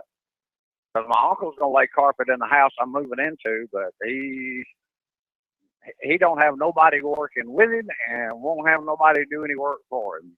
Hey, does he need any free carpet or some low cost carpet? He wouldn't go for it. He wouldn't go for it. I mean, this is primo carpet and a Hispanic thing. Like looking for it. There ain't no serial number or nothing on that carpet. Oh, he's almost 80 years old. What? And he's a stubborn old coot. Oh my! 80 years old, still laying carpet by himself. Hey, he's doing the entire house by himself. Man, I think you and I were talking about what's his name again? You and I were talking about him. Larry Witcher. Larry Witcher, yeah, because my name's Larry. Yeah. Holy smoke! 80 years old. Yeah, I think we talked a bit about it. I'd had a couple beers in me, so it's just coming back to me now. I know how that goes. Oh, I'm telling you. So, all right. Well, you know what? I ain't gonna lie. I was looking at the Facebook stuff, and I saw the blonde in the picture there with the Batman shirt, and I was like wondering because I can't tell if that's Sherry Chappelle or not. So I didn't want to, because she's hot. Oh, she is. Now, is that her in the profile pic? Her in the what? That's her in the pic, right? because she's a hottie. Yeah. Okay. Got owls on her shoulder coming down her arm. Yeah. No. In the profile pic, she doesn't have. Well, look, I got my boss calling in. Let me catch him and see what the hell he wants. All right. I mean, I'll talk to you later, man. Okay, dude. All right, bye. Yeah, call. I was trying to get you to say your profile pic. I did say your. No, you never said your. I did because I said Batman. The girl with the Batman. Yeah, but he's not thinking. You should have said your. You never said your profile. You would have triggered his mind. I asked him. I said, "Is that Sherry in your profile?" Yeah, but that's at that point. You could tell he was trying to weed out. Call him back. He may not even answer. He might be. Yeah, I like the way he talked to me though. That's funny. Do you remember? You remember me? If we can get him back on the phone, I'm gonna be like, "Hey man, it's Larry again." And you ain't never talked to me before.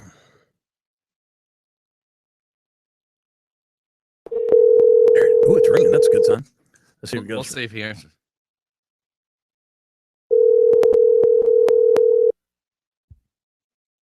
Yeah. Hey, Larry. Hey. Hey, man. This is Larry again. Guess what?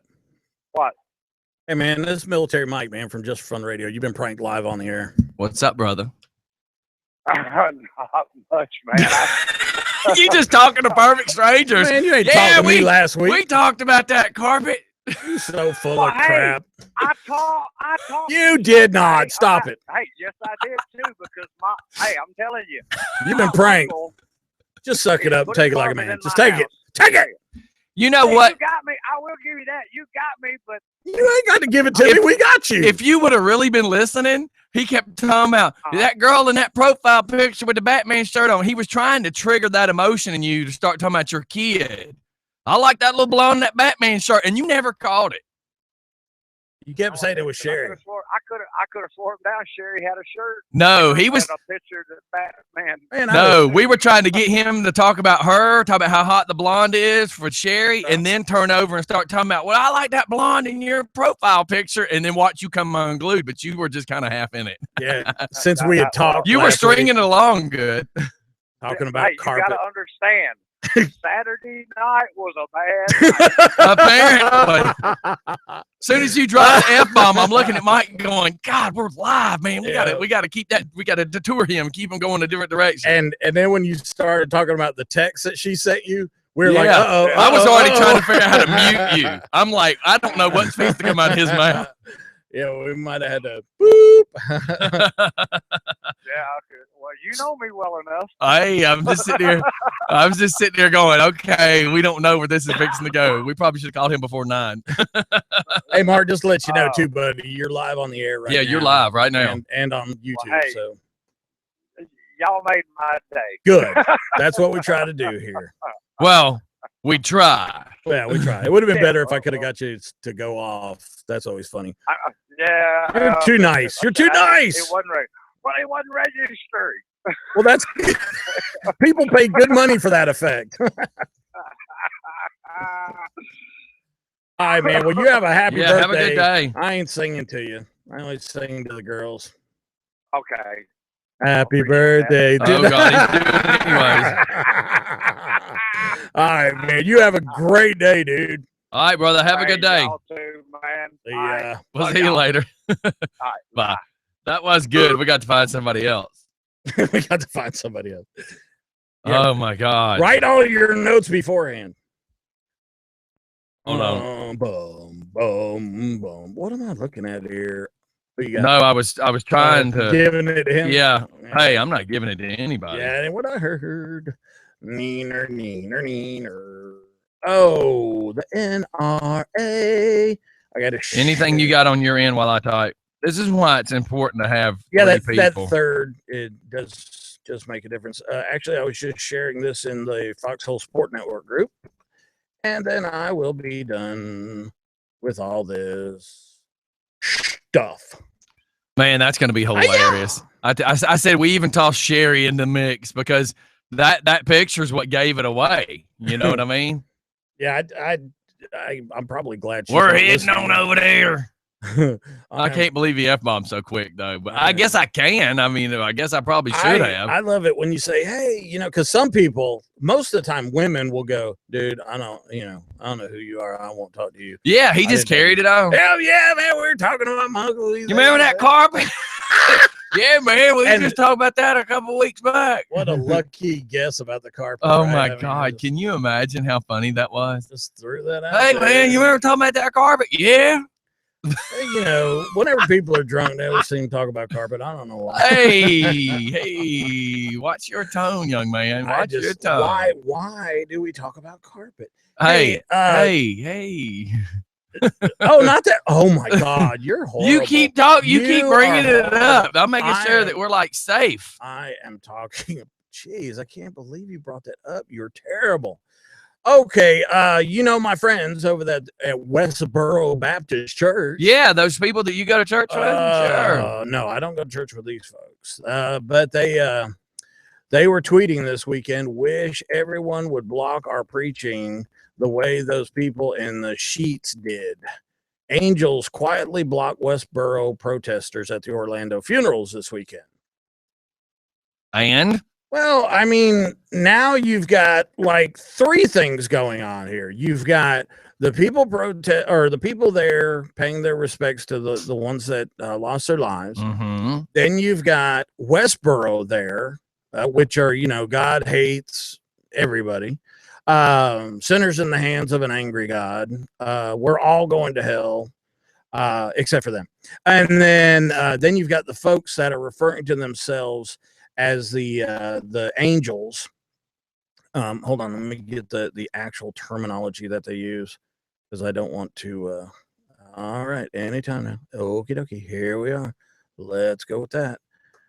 No, they're just called angels. So how about that? Yeah.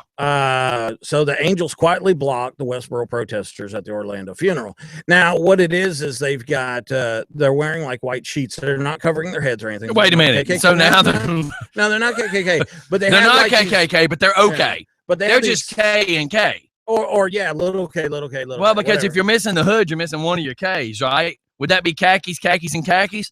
So I mean, they got like on white pants, white pullover, but they don't have the white hood on. Oh my God, that one day I wore kind of like a tan pair of pants Are and a you really tan going down shirt. that way? You guys were like, "What do you do? Are you a freaking custodian? What's beeping? Oh, Me, I'm getting ready to do another one. you doing this one or No, you're gonna do it. What? She'll recognize my even, voice. You didn't even give me any insight. I'm fixing to. You keep talking with what you're talking about. It's called being prepared. Normally, if there was 2 people here, or 3 people here, you 2 would be doing something while I was getting this ready. Just keep going with your KKK. Well, Westbury. the angels, they have these things that go above their heads. Who does? The angels. I just said the angels have these things going above Real their heads. angels? No. I'm trying to make sure. And Sorry. they have sheets, and they literally like build a wall around these Westboro knuckleheads. Why is it that we care about these stupid Westboro people? I don't get how they have gotten away with a lot of the stuff that they've gotten away with. Yeah. Now I heard somebody on the news talking about they should Because if people want to say something about people being terrorists, they terrorize people. Isn't that considered a terrorist? Yeah, man. I mean, that's just a how legit come question. nobody's just kind of put a whooping on them? I hate to say it that way, but how come ain't nobody put? They actually post their picket schedule. You can actually see where they're going to be. We should find out where they're going to be so we can go picket them. Let's see. And then I can dare them to come picket me. Well, right now it's all looks like Ohio. I would love for them to come picket in front of my house. Yeah. Staying right in the road. You'll do me a favor by either slowing the traffic down or you'll get hit. Can you imagine? When they picket the soldiers' funerals, and all the guys show up on the bikes and turn the bikes towards them and boom, boom, yeah, that's cool. I like that. Well, the schedule is mainly in Ohio right now, so we don't get to go, I guess. Dang it. They're oh shucks. Yeah. Okay, here are 10 nonviolent ways to thwart a Westboro Baptist Church protest. Look at that. Non-violent ways. That's so cool. See, we're trying to be Eggs, ourselves. that's non-violent, right? Strap on angel wings, which we just talked about. Okay, which 10 foot, and you create a wall. Build a wall of humanity, which is everybody just stand together around them. Bring better singers. The Foo Fighters, the guy from the Foo Fighters, he sang at one of them against them. Don't fix a flat. I don't understand that. Well, I imagine everybody, they found their tires of their minivans had been slashed. So, all right. Turn the protest into an LGBT fundraiser. That would be fun. That would be funny. That would be funny. I would be so all up in that one to make sure that happened. That would be hilarious. When the weirdo with the sign came into Covington and did all that screaming, some of our lesbian voters went and stood right in front of their face, or in front of his face. Yeah, you gotta admit that's he was screaming and cussing. Well, his idea of cussing isn't cussing. He says it's okay to call people whores to their face and tell them they're going to hell. We call that cussing me. You know, when you do that, I say, yes, you're cussing me. No, he finds it to be acceptable. So we thought it was really funny that our lesbian friends went and kissed right in front of them. That you got to admit, man, that would make a really good charitable, That's right. Promotion. That's right. All right. Number 6 is invite zombie, crews. There's a lot of zombie, cults or whatever you want to call them. And it's the easiest way to divert attention from something so hateful. Another one is invite other terrible people to steal some thunder. Man, I don't know if that's a good idea. The problem is in most cities, these people need to remember. Let me answer this. Hello. Hello. Hey. Hey. Michael, let me answer your question. You said, why do we care about these Westboro Baptist Church people? Yeah. You'll admit, I think, that most people care because what they do we find to be remarkably offensive and distasteful. Amusing, right? Right. Like a bad train wreck, you hate to see it, but yet you're still interested in seeing it. Yeah. And so, and now we start talking about, well, how do we silence them? How do we keep them quiet? And that's, I'm not going to defend these Westboro Baptist Church people.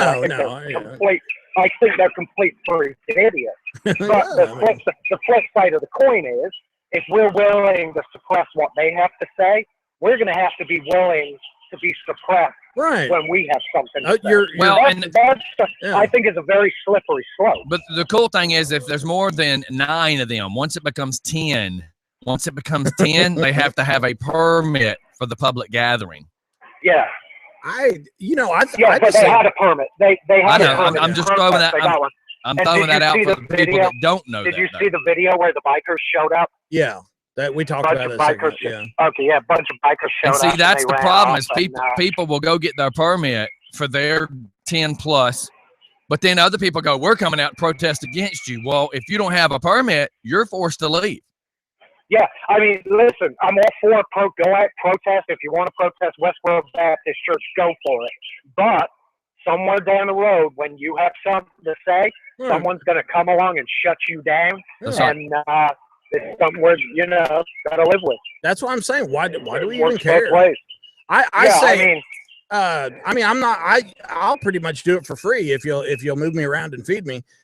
Complete utter mockery, whatever. I will heckle them. Professional protester. Yeah, I would love to go down and scare off these idiots. Oh, I would be amazing with Scottie's bullhorn. I could be so irritated. Oh yes. But in the same vein, I'm going to have to be ready for people to try to shut me down when I have something to say. Yeah. I have a lot to say. You think? But that's all I wanted to say. And also, stop making the arguments for the gun ban. How am I making arguments for the gun ban? Stop, you two. Stop it. Wild West. That's what's going to happen. If it we don't happen now, right now, everybody has a gun. Every criminal has a gun, And the only time we have shootouts are in gun-free zones. We're not living in the Wild West. And if you go back and research the Wild West, you'll find it was actually a very polite time in history. And I agree with that. But very short time, too. What I'm getting at is we are becoming to be unlawful. We're not having any people fearing any consequences. Oh, absolutely. And that's why they're doing what they're doing. But I agree with that. The rule of law has been ignored. But what's going to happen is it's going to become the Wild West 100%, where you're going to screw up and people are just going to start killing you, and then people will be scared to do stupid stuff again. I think as soon as they disarm the law-abiding citizen, it will become what it's become in every other country, where they disarmed law-abiding citizens, and you'll just be left as victims, and you'll have no other choice. That's right. That's what it'll turn into. So, where are you, man? He's at the bird sanctuary praying. I'm in the office outside, facing west, praying to Allah, or whatever the hell they do. He's got his camelback on. The women do that, thirsty. The women only. Actually, I'm at work. I'm outside. But all right, brother. Work. I'm working, and I'm actually preparing a little thing for tomorrow's show. Cool. Yeah, make sure everybody checks out Tech Talk with Alex tomorrow night at 7 p.m. All right, man. We're going to go to commercial. Nice, shameless plug. Yeah, man. All right, see ya. All right, bye. Bye. All right, everybody, let's take a quick second. We'll be right back. Dun, dun, dun. The Purge.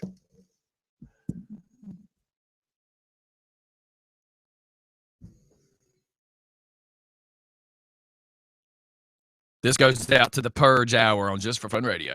Of course, that's a joke in case you weren't listening to the show to begin with.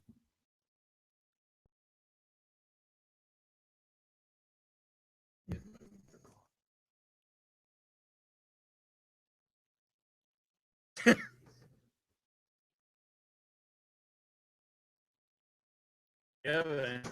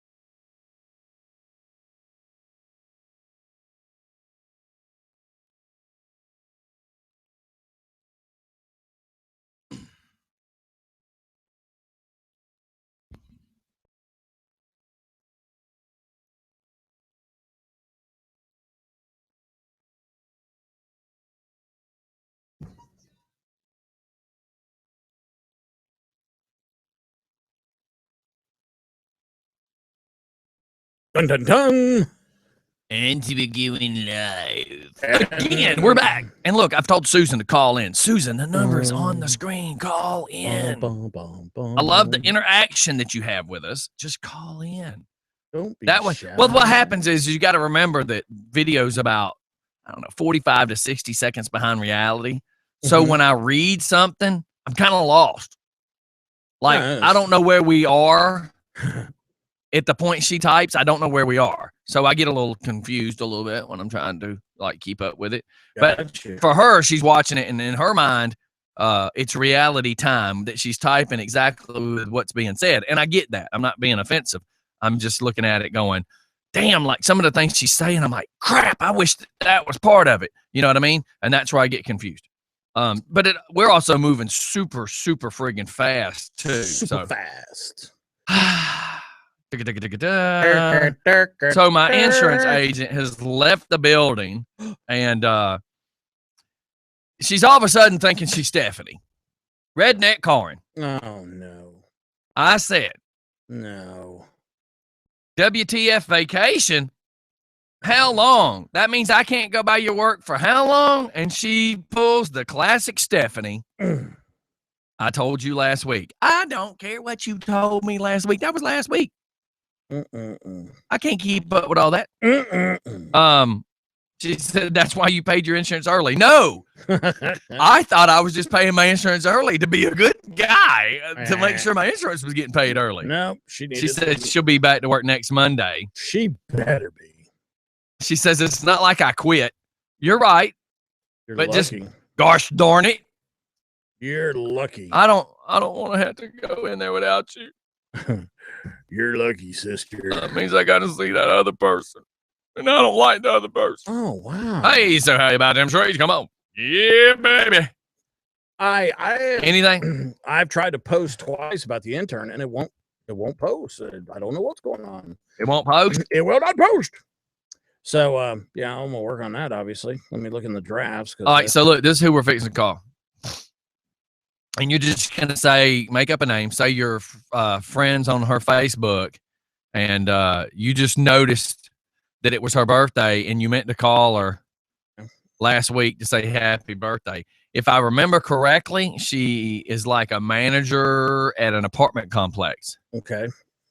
But I can't swear to that's what she does now. Well, you better swear to I'm pretty sure that's what she's doing. Better swear. Mister. You could at least mess with her a little bit. And she's super, super friggin' funny. Okay. Too bad she's a little young for you, but she's super funny. Okay. I just meant, she might be single. I know you're single. You wouldn't introduce me anyway, so I don't even know why you say Well, no, as soon as you get her, once the punk part's over with, ask her out for coffee. She's super fun. Yeah. I don't, because you never know how this goes. So you ready? I'm not going to commit. You're going to wait and see how bad the prank goes first. Yeah. Because, I could say something inappropriate or she could say something inappropriate. It just depends. Okay. Well, you got to be on Here your we go. game. I'm muting myself. Oh, that's a godsend.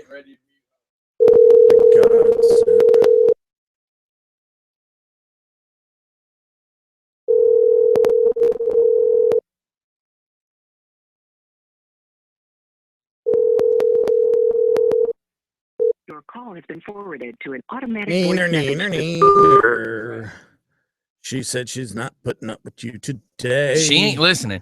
Because if she's listening, she'd have busted me out just then. Well, wait a second, and you'll get the phone call. She'll call back. That says neener, neener, neener. I'll have to make sure I look and where I can see the phone too. Yep. Because the screen's gone dim, dude. I need to brighten her back up somehow. What do you mean by that? You mean the screen's neener, neener, dark? neener. I need to brighten it up. You got.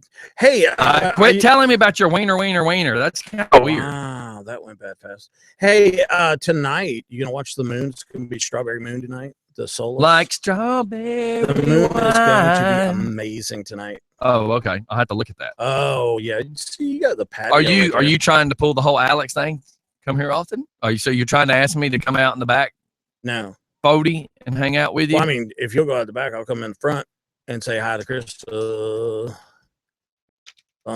So you really went the wrong way with that. Why? Because that got weird. You like made it weird. Like creepy, weird all of a sudden. You made it weird. How come everything has got to be with you being like the weirdo? Look, Karin just posted that picture. They need to do a brake check and scream deer. Scream, slam on the brakes and go, deer! And watch him go all the way forward. Dang. When I was just a helper, an electrician's helper, if I fell asleep in the work van, the guys that I would ride with here and there, either it'd be Tim or Bill, would let me get good in the sleep. They'd let me get about 10, 15 into that sleep, and they would slam on the brakes and scream deer and just about, and we didn't have to wear seatbelts back then. Yeah. And it would throw me all up on the dash of that F-250 van, that work van. Yeah, I don't trust people. I don't sleep in cars. So now I make sure I always have a seatbelt on, because brake check. Anybody does a brake check, you're in trouble. Yeah. Oh, and it happens. Even if they say they don't happen, it happens. London's first naked restaurant opens with a waiting list of 46,000. Wow. Clothing is optional and technology is strictly forbidden. Yeah, yep, it's forbidden. I saw naked dating where people are like going on first dates naked. They're like, it strips away all the blah, blah, blah, blah, blah, and makes you see the person for who they are. Yes, you see them exactly for who they are. No Spanx, no push-up bra. In our case, no belly band, I probably wouldn't partake in that. The food? I mean, if you saw us naked, you probably wouldn't eat any food. The naked restaurant, the naked first date thing. That's just not going to happen. Let's be honest. That's weird. That's not going to happen. Like, why would you do that? Why? Why would you do that to yourself? That just sounds creepy. And I don't care what anybody says about the whole nudist colony and everything else. People are staring at everybody. And it just is that way.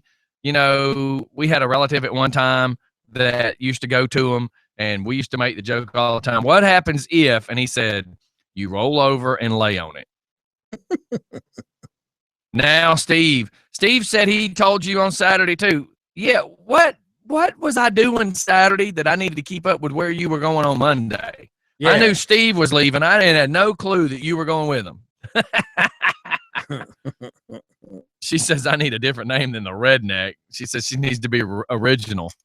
The original Karin? That doesn't sound funny. Yeah, it sounds. It doesn't have the ring to it. Yeah, there's no. Here, let's try our phone prank again. Oh God. Dum dum dum. Dun dun dum. Dude, you have to bring her page back up so I got something to go on here. There we go. No, we're from Fusions. Okay.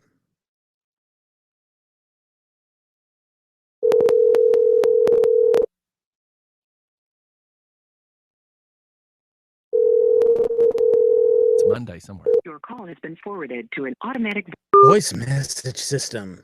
In other words, I need to see if there's not happening. See if there's another person that we can mess with. Come on, make it somebody worthwhile. Make somebody I can piss off. Well, I mean, you are slightly irritating, and really? Honestly, I feel that you could piss off my grandmother. She's no longer with us, is she? That's my point. I honestly feel that you could piss off a corpse. That's kind of creepy. I'm just saying.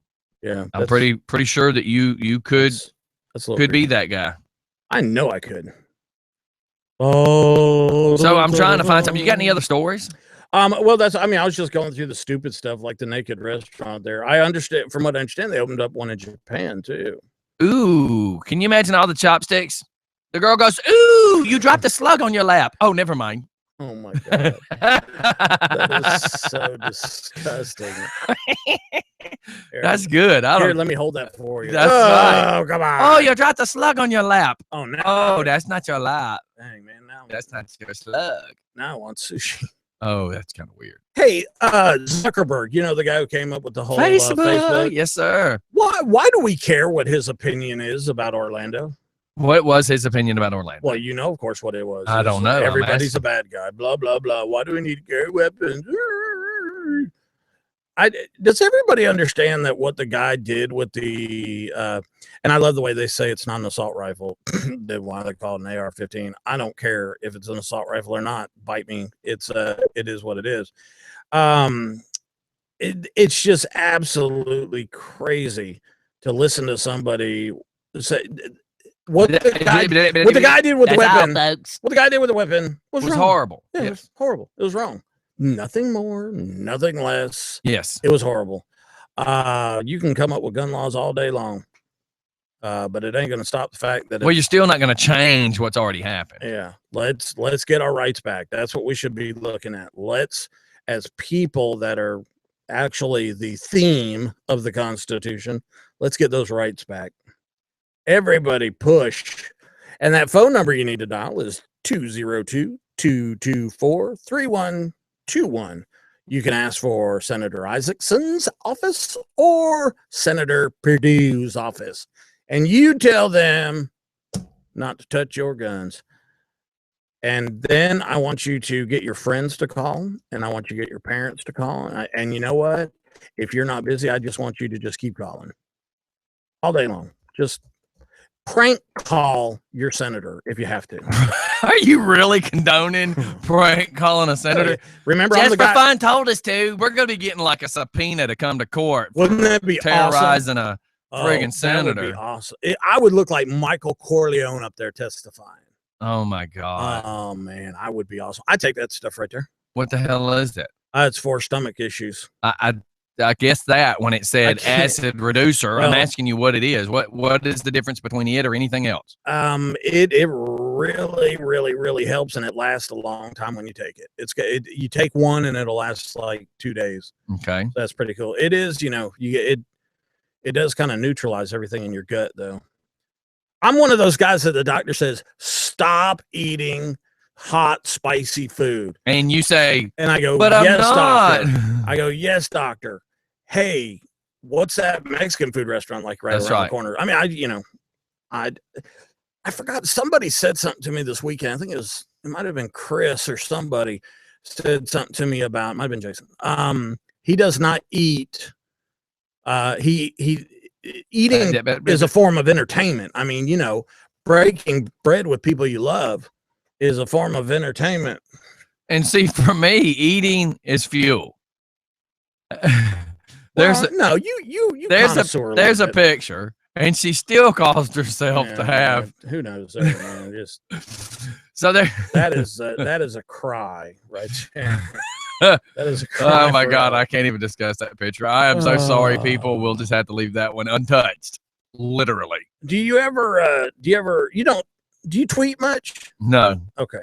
All right. I should. I got my Facebook where it posts to my Twitter account, and then my Twitter posts to my Facebook account, and then my Instagram posts to both. Postesses. It posts to both.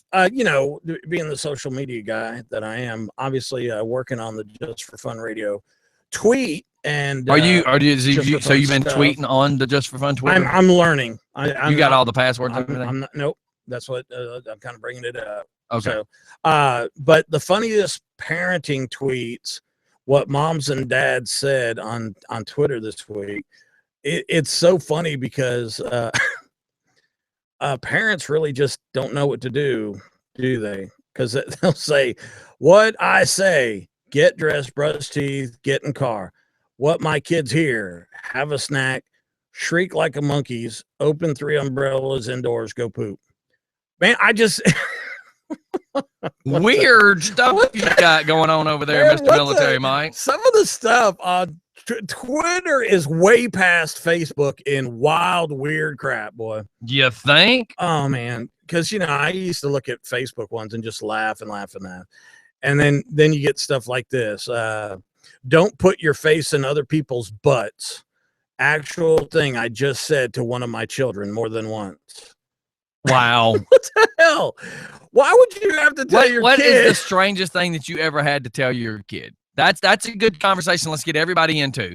What is the strangest thing that you ever had to tell your kids or your parents ever had to tell you?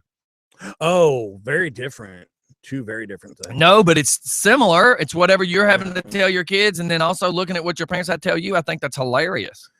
Yeah, I think with me, because I was an anti-vegetable type guy, and so it was. I got yelled at a lot about not finishing and we were the proverbial dinner and the breakfast thing. Okay. Yeah, I'd wake up and go to the table for breakfast, and the Brussels sprouts and green beans would come out of the refrigerator. And strange. Yeah, well, because we didn't waste food. We didn't waste food, and I wasn't going to waste food. If I put it on my plate, I was going to eat it. See, that's the trick. Mm-hmm. Is in an Italian family, they don't, it's kind of like all the food hits the table. You say your prayer, and bam, you go for it. Dig in. Yeah. Now, if you don't eat something, if you don't put it on your plate, you don't put it on your plate if you're not going to eat it. But if you put it on your plate to try to avoid dad yelling at you or mom yelling at you, and then you don't. Brussels sprouts, dude.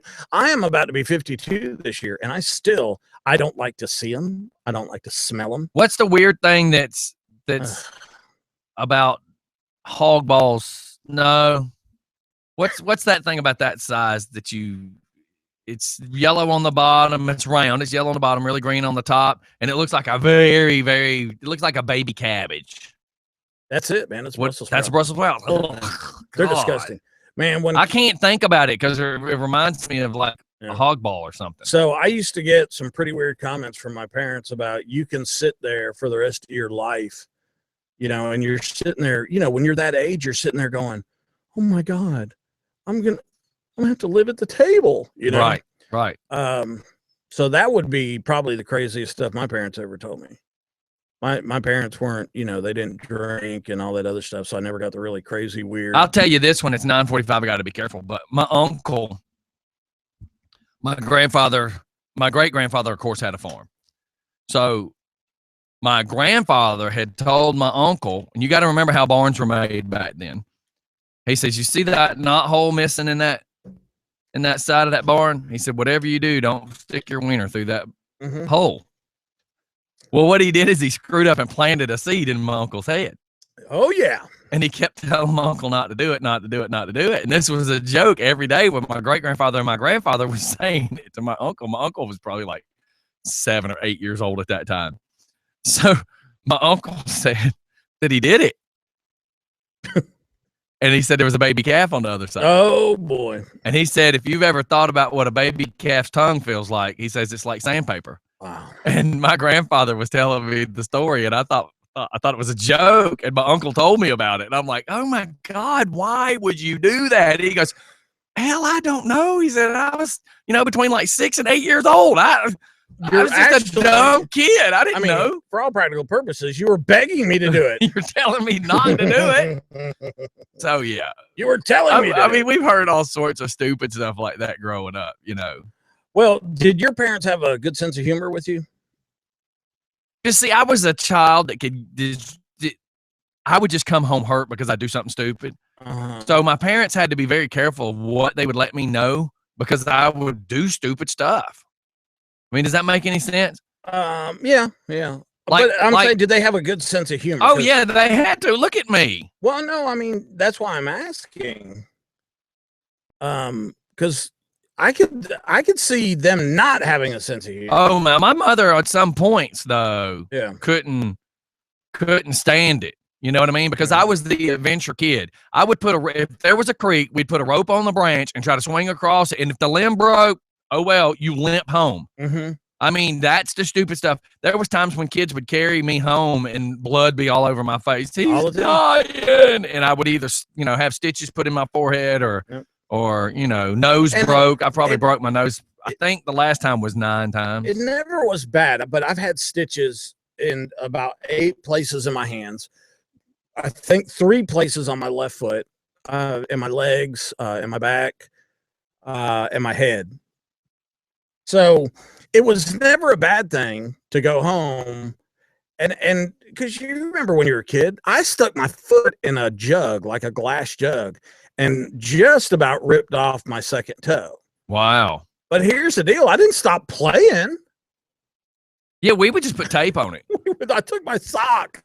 Wrap your sock up. Yeah, tied my sock Shin bones when the bear trap pedals on those dirt bikes would bust our shins up, we just keep riding. Hell yeah. You know what you do? You take your sock that was pushed at your ankle and you'd pull it up above the hole and just keep riding. Yeah, man. I'm telling you. But we would always do stupid stuff that we weren't supposed to. And my parents would just be like, you knew better. Oh, yeah. I think my mother's favorite saying for me was, you think you're funny, huh? Yes. Because I would say the most inappropriate thing at the most appropriate time. Well, how about ask me. Third grade? My mom said, quit playing with knives. My dad had these big Bowie, hunting knives in the drawer of this old desk. And I'd watched a couple movies where people were throwing them and they'd stick in the tree or in the wall, because you're watching movies. Yeah. So I go out there with these two 12-inch knives and I go throwing them at pine trees. You can't get that stuff off the blade either. Everything did great for like the hour and a half I was out there. Neighbors watching, neighbors walking down the road. Having a great time. Nobody questioned it. Now, in today's times, everybody been freaking out. I'm out there throwing knives at a tree. Everything did just fine until I started walking in the house with the two big knives, and I'm in flip-flops. And I dropped one of the knives, and it went right down between my pinky toe and the next toe, and it just slit the ever-loving hell out of my pinky toe. Sweet. So I go limping in the house, blood's everywhere. Yeah, that's awesome. Dad's like, you don't need that pinky toe anyways. Put some Band-Aids on it, so Watt can salve, wrap it up. And that's when we used to wrap it up with that weird white, tape that was the first aid tape. Oh my God. That's holding a vacuum line on my car. My parents would say don't, and I'd go do it anyways. It's just stupid stuff. And I'm trying to remember like some famous little words I remember my mom saying, but quite honestly, I never really stood still. I was running like bing, bing, bing, ricochet rabbit, man. Then people didn't even, you could tell me something and it would just disappear. Y'all think I'm just now hyper? No, this has been lifelong. My parents never said, don't go do that, or you're stupid if you do that, or anything else like that, because generally I wouldn't divulge what I was up to. I've been kind of spontaneous. And damn, man. How about you dam up the creek? Did you ever dam up the creeks, Scotty? Did you ever think that was funny to dam a creek? Yeah. Yeah, we tried, but we dammed the creek that went to Pine Lake. We would start going and trying to cut trees down and then get in trouble for that. Yeah, I mean, that's what we did. Yeah. We dammed the creek that went down to Pine Lake.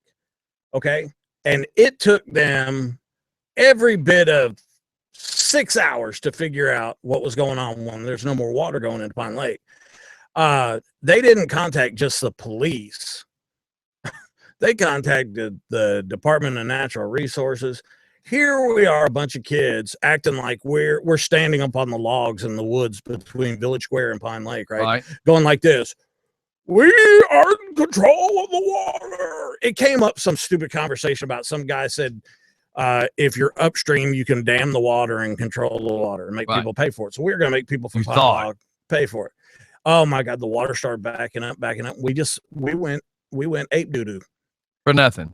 And we went ape doo-doo. We started pulling dead trees and started cutting live trees and dirt and rocks. And I mean, we built a dam and we were holding back this water, and they came at us like freaking revenuers coming after moonshiners. That's funny.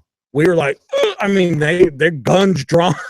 That is funny. We were about 6 kids goofing off. Yeah.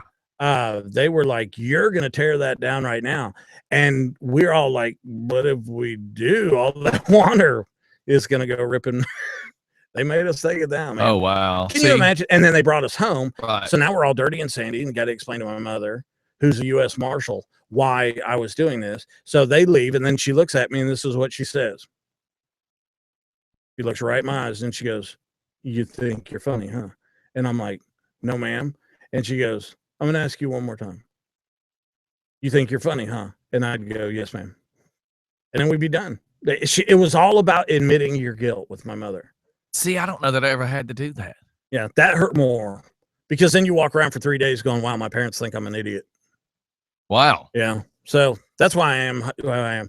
So when she passed away, I joined the military. I traveled to exotic lands, met unusual people, and killed them. So it works for me. I just don't remember a whole lot of things. I mean, I remember all these things we did, but I feel like I got away with a lot of it. Oh, God. Like so much. And I've asked my mom, I've called my mom over my lifetime. I've called and go, hey, Mom, is there a statute of limitation on admitting something? She says, beautiful. No, it's like murder. There's no statute of limitation. Yeah. I'm like, oh, well, I'm going to tell you something. And then I tell her, she goes, you think I didn't know that? And I was like, well, she's like, for instance, she says, you came home with a different set of brand new car wheels on your car every weekend. I think I knew where they were coming from, just for fun. I would hate that. Yeah, my famous one from my mom was if the cops ever show up here again, I'll kill you and him both. Oh my God. And that was when I was like 16. Or actually I was 15, and I took the car out for a test drive in the neighborhood. Yeah. Right. And some buddies of ours, we were all in there, and we decided, to indulge in a little marijuana intake at that point. Gotcha. Little Mary J, huh? It was. And we were kicking donuts in the cul-de-sac. They were just. Yeah. So they called the police. They were experiencing cannabis oil. Yeah, that's what it was.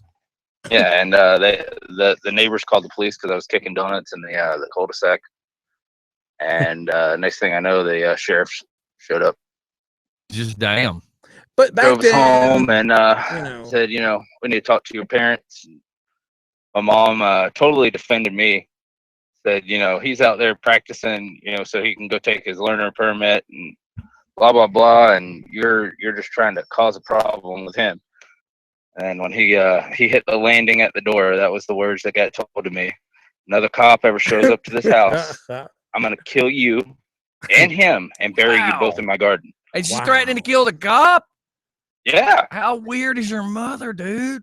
Yeah. Oh, she's ruthless. That's why I don't even have anything to do with her. Psychotic. She's gonna kill the cop. I think she's cool. wanting to kill the cop, and the cop hadn't done anything. Oh man, I think she sounds cool as hell. I'd love to meet her. It was just mostly the fact that it was probably just in that time frame, probably like the third time the cops been to the house.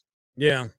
And I know it was over stupid stuff, setting off little firecrackers out in the woods. And I know I've told my kids, I've looked them right in the face and told them when I was upset, you do know I would kill you and hide the body so that nobody can find it. And they've all looked at me and went, yeah, I understand. I mean, my mom, like I said, she was just like, you'll fertilize my garden. Yeah. Well, my kids know I've got a tick or something. I don't know what you'd call it. Yesterday was so fun. Is it on your belly button? I get it off with tweezers. I had all my kids together yesterday for Father's Day, and I had two sit in the pew in front of me, and then I had my daughter sit next to me, and all four of us touched our heads and had like a little huddle, and I got to tell them how much I love them, and how proud I was. Yeah. That kind of stuff. And go church. All of their eyes were tearing. And my oldest son, who's a freaking genius, he's the Southern Polytech kid. He gives me a damn Rubik's Cube. If you're watching on YouTube, I'm holding it up right now.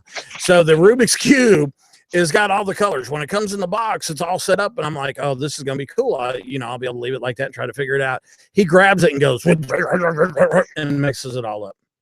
And I'm like, you suck. So now I got to figure out how to do a Rubik's Cube. I hate kids. Yeah, the other thing was, I found out that my dad used to skip school. Cool. And he would hop on the train and ride it into town. Oh, no way. So I grew up in Locust Grove. And that's where my dad's house was right there in downtown Locust Grove. Scotty, I don't know if you ever went to Waterhead's parents' old place where they used to live. No. But they used to live right there off. Yeah, they're strange, great people. First name Water, last name Buffalo. Yeah. Don't say. I dare you to say that to his mama. She's a little feisty one. But it was right there in Main Street on Locust Grove, and the train would run right there in front of the house. And one day I just got the grand idea, and I'd hop on the train and ride it up into McDonough. Oh my God. And just Sort of How'd that do the go? Beavis and work out? Butthead tuck and roll, Oh, trying to my get off God. of it. That's the one thing I've How'd that never work done out? is hop the train. I've always said I wanted to, and I never have. I've done it. It's and it's it's scary. a thrill. Yeah, it's. I've known because too you're many sitting people there having that's to lost watch. a leg, dude. I have done it, and let me tell you something. When you're running beside it, it looks so easy on the movies, Right. but you're running beside it, and And suddenly you on realize, gravel. yeah, suddenly you realize this is about 1 million pounds of Yeah. steel, and it gets a little freaky. Yeah. Yeah, because the ground is shaking. That's and right. Yeah, I've always wanted to. I tell you what. See, some reason they would always slow down right there in that area, so they would drop down. I mean, it would be about 20 mile an hour that they would be going through there. Which, looking back at it now, I mean, that's still pretty quick That's for kicking it. Yeah, man. Yeah. freaking locomotive. You know, when they're slowing down. That's Yeah. right. And you'd run up and you'd just grab onto it, and it feel like you're yanking your shoulder out of place. Yeah, basically. yeah, man. It's a lot different than it And looks. you pull yourself up on it, and the adrenaline would just be pumping, and then the adrenaline would stay pumping the entire time until about 30 minutes after you tucked and rolled trying to get off of the train, Wow. just because you were sitting there still having to watch to make sure nobody saw you and stay in between cars. And yeah, it was pretty crazy. It sounds a little crazier than I'd be willing to Now, participate in. I'm sure you guys have seen the movie Stand By Me, right? Yeah. I mean, as kids, did y'all ever do the super venture out thing? I mean, we did. We did all the time. And to super venture out and spend the night in the woods was freaking awesome. It was amazing freedom, you know? We had our little sleeping bags and our backpacks and canteens. This one kid, I hated him. His father was in the National Guard. The kid had all the coolest freaking equipment. You know, I had a blanket and a old pillow. You had a blankie? Yeah, I didn't have a sleeping bag. Oh. We were poor. We were growing Ain't up. that growing wee up. to you? Growing up, I was poor. After my stepfather passed away, we were poor. Oh, great. So let me make fun of that. I'm sorry. Thank you. Well, my mother was shot and killed. Y'all know that. Yeah, Mike, just keep going. Give me Well, something it's else to laugh at reality. and be a smarty. Okay, how is it that my mother was shot and killed, but I am right with Alex sitting there saying we need to have our constitutional rights to bear arms. Isn't that weird? And let me tell you something. My mom, she could shoot. My mom would take two or three of her sons, because after my dad passed away, a woman taking 3 of her boys to the range. I mean, I knew range etiquette at freaking 11 years old. I knew to sit down, eyes and ears, not to play with the weapon, all that stuff. It was great. Mom could shoot, but back then she carried a revolver, man. You know, 38 with a freaking 2-inch nose on it. So yeah, so that was pretty. What can I say? Those were the days, man. Those were the days. My son was helping me, but you have to admit that his brilliance was not shining when I was asking him to help me with the chipper this weekend over here in your backyard. I mean, he was. Should I really comment on this, or just kind of let you? Let you go with it. Go for it. The chipper. He is such an outstanding young man. Who? Your son. I thought you were talking about me. I was about to say Jesus. Well, my son. I do have a little bit of a standard, Mike. I wouldn't. My son, the first time he came down here to the studio, he looked around for about 10 minutes. He sat down, and basically you can ask him any question you want about the studio, and still to this day he can regurgitate it, and he'll tell you how the streaming works and other options that you can use and different things you can get to do this and to do that. And you sit there and you look at him and you say, God, he's 13 years old. He's definitely, he's almost surpassed me in smarts. And that, the oldest one, God, well, that's not good. Well, the oldest one, there's just no way I can compete with that. The kid writes programs while he's sitting there waiting for dinner to show up at Zaxby's, And you're like, what are you doing? Oh, I just got to finish up this program. He's doing it on his cell phone. What kind of programs is he writing? I need some script wrote for Apple. Does he know how to do that? You would have to ask him. You would have to ask him. You would have to ask him. Mike, I have no means or way to get. Oh, I will give you his number. I don't want to be. And he could sending him on that KIK be. messenger and meeting him at a truck stop or anything. Kiwi. Is that what that is? KIWI is Kiwi. No, but it was Kick. KIK. Oh no, Kick is a meetup thing, a dating type thing. or a hookup thing, which is gross. You know what? I need to sign up back on Plenty of Fish and get some crazy people in my life again. Plenty of Fish. Yeah, because that's what you need. Oh no, Plenty of Fish is freaking entertainment, dude. If I post a picture in uniform, oh my God.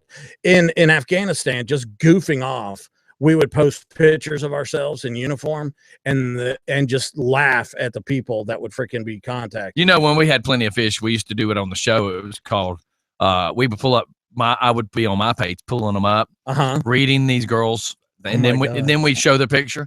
And then Crystal Miller would read hers of guys and show the guys. And we played douche, no douche, hooker, no hooker. Oh, my God. That'd because be so much fun. You would see this dude that you know is a douchebag. I like long walks in the park, staring at it with a bottle of wine. And we're like, dude, you've been hanging out at Boner Alley trying to hook up with some chick drunk at a bar. There's no way you're wanting.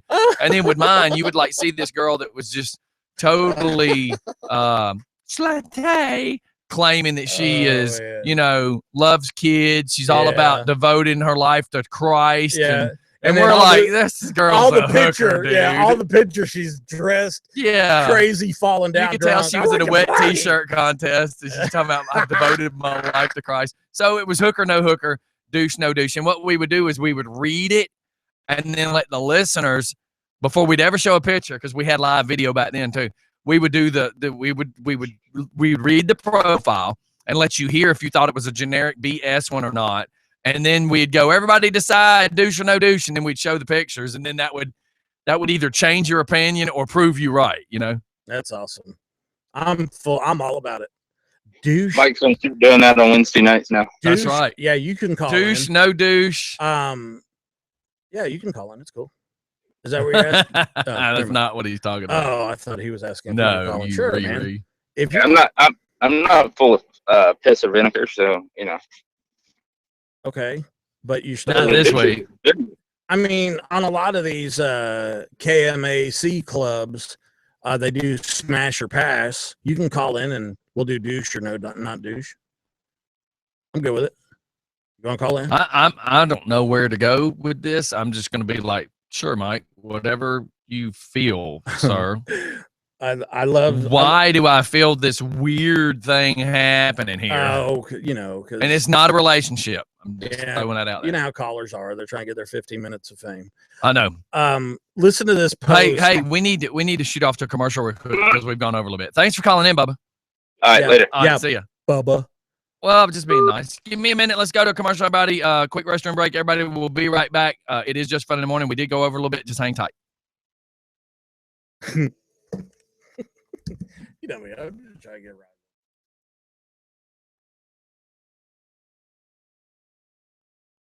What?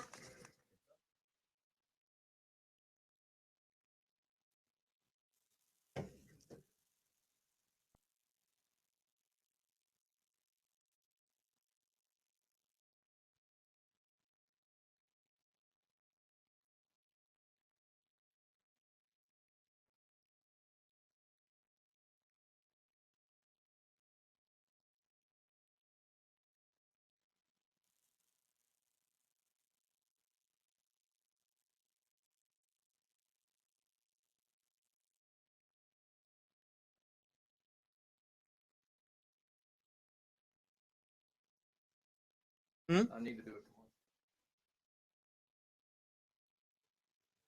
Get back to the commercial.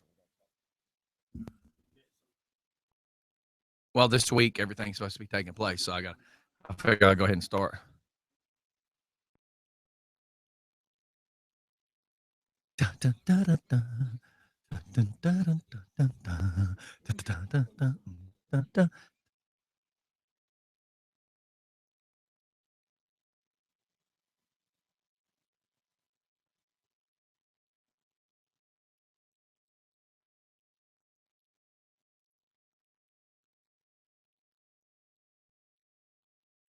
Just for Fun Radio.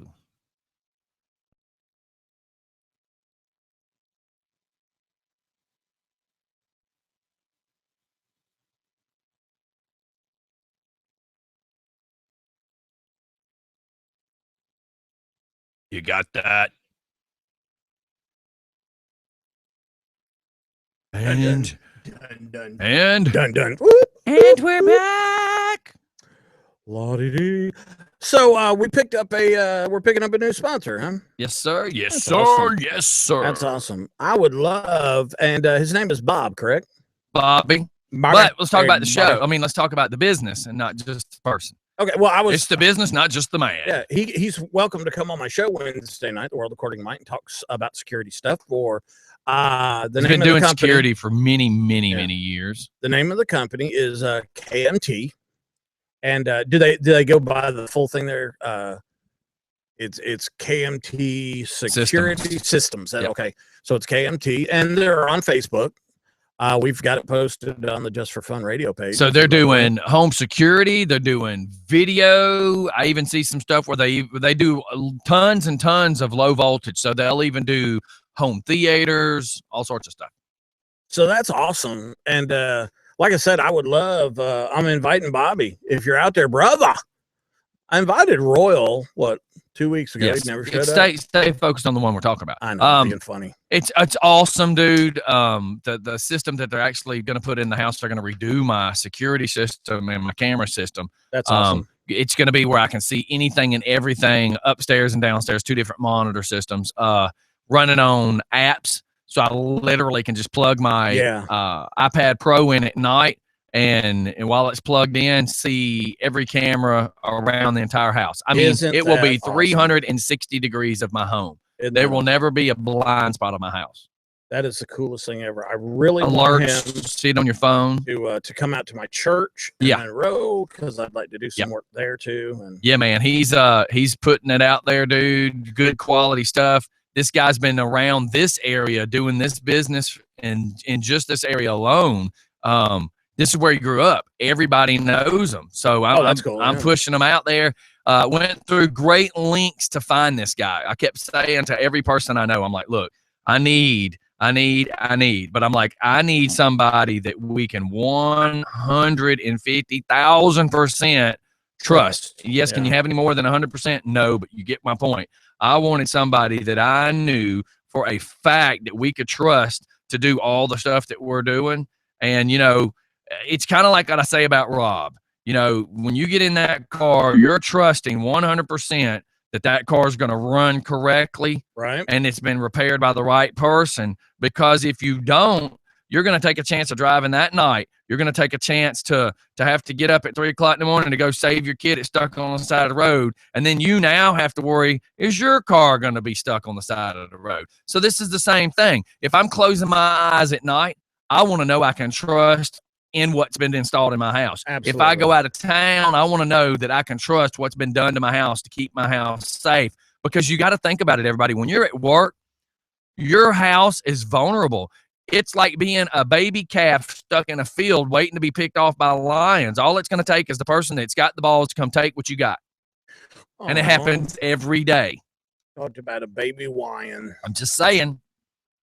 I'm just saying. Just saying. So look, man, we're going to wrap this puppy up. Thanks to all our great sponsors.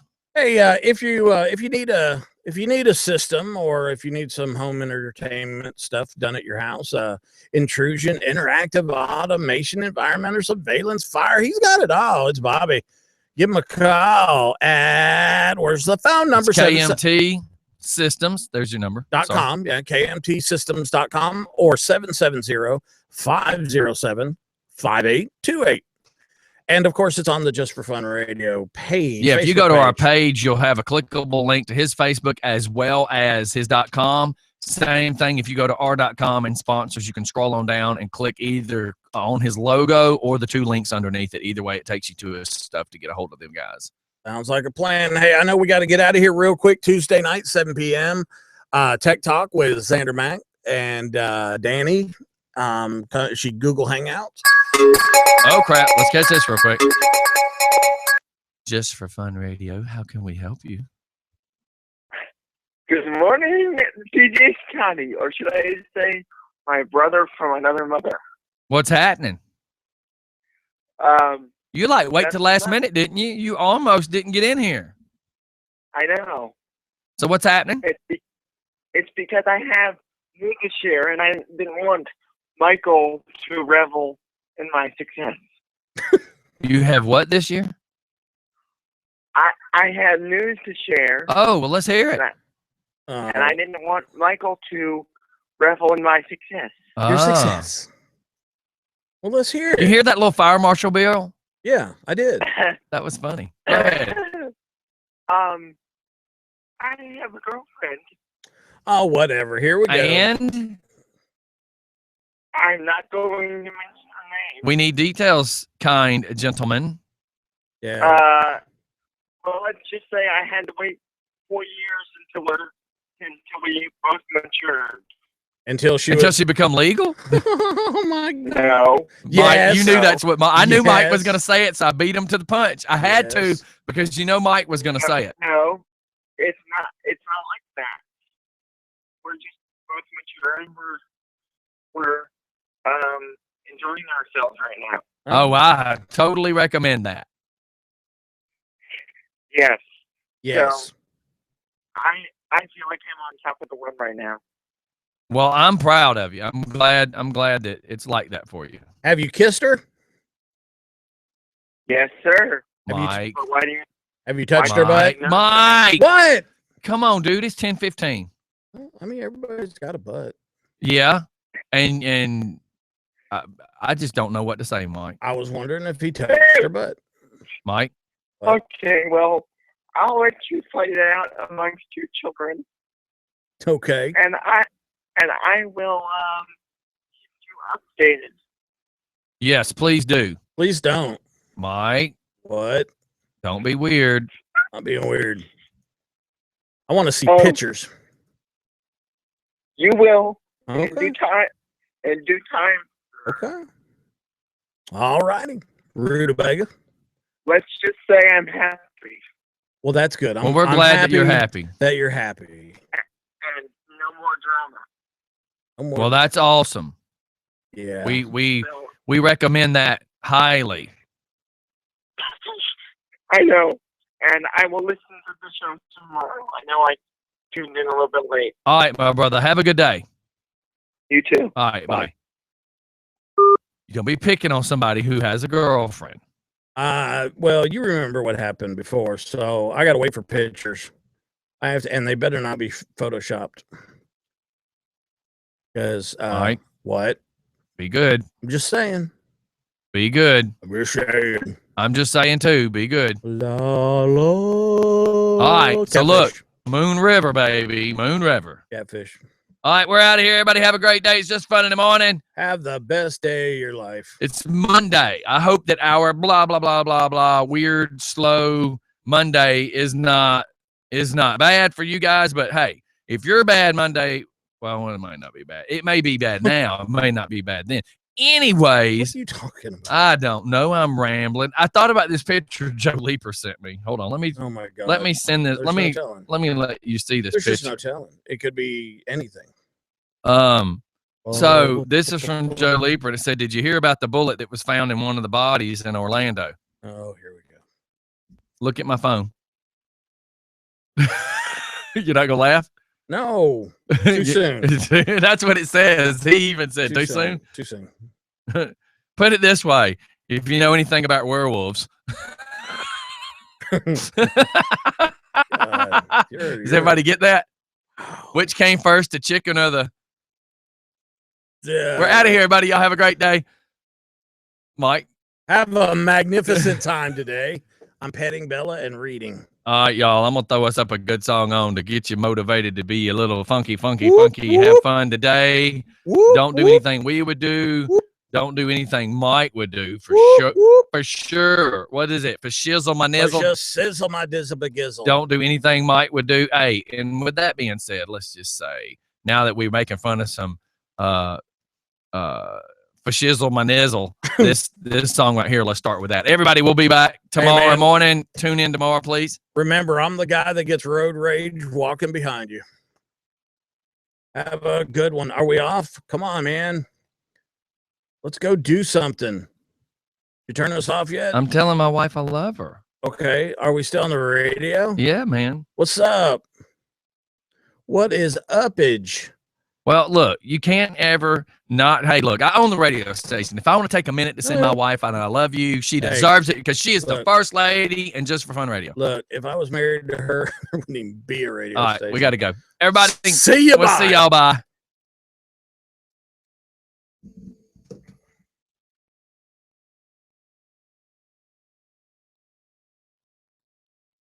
Later, guys. Wave.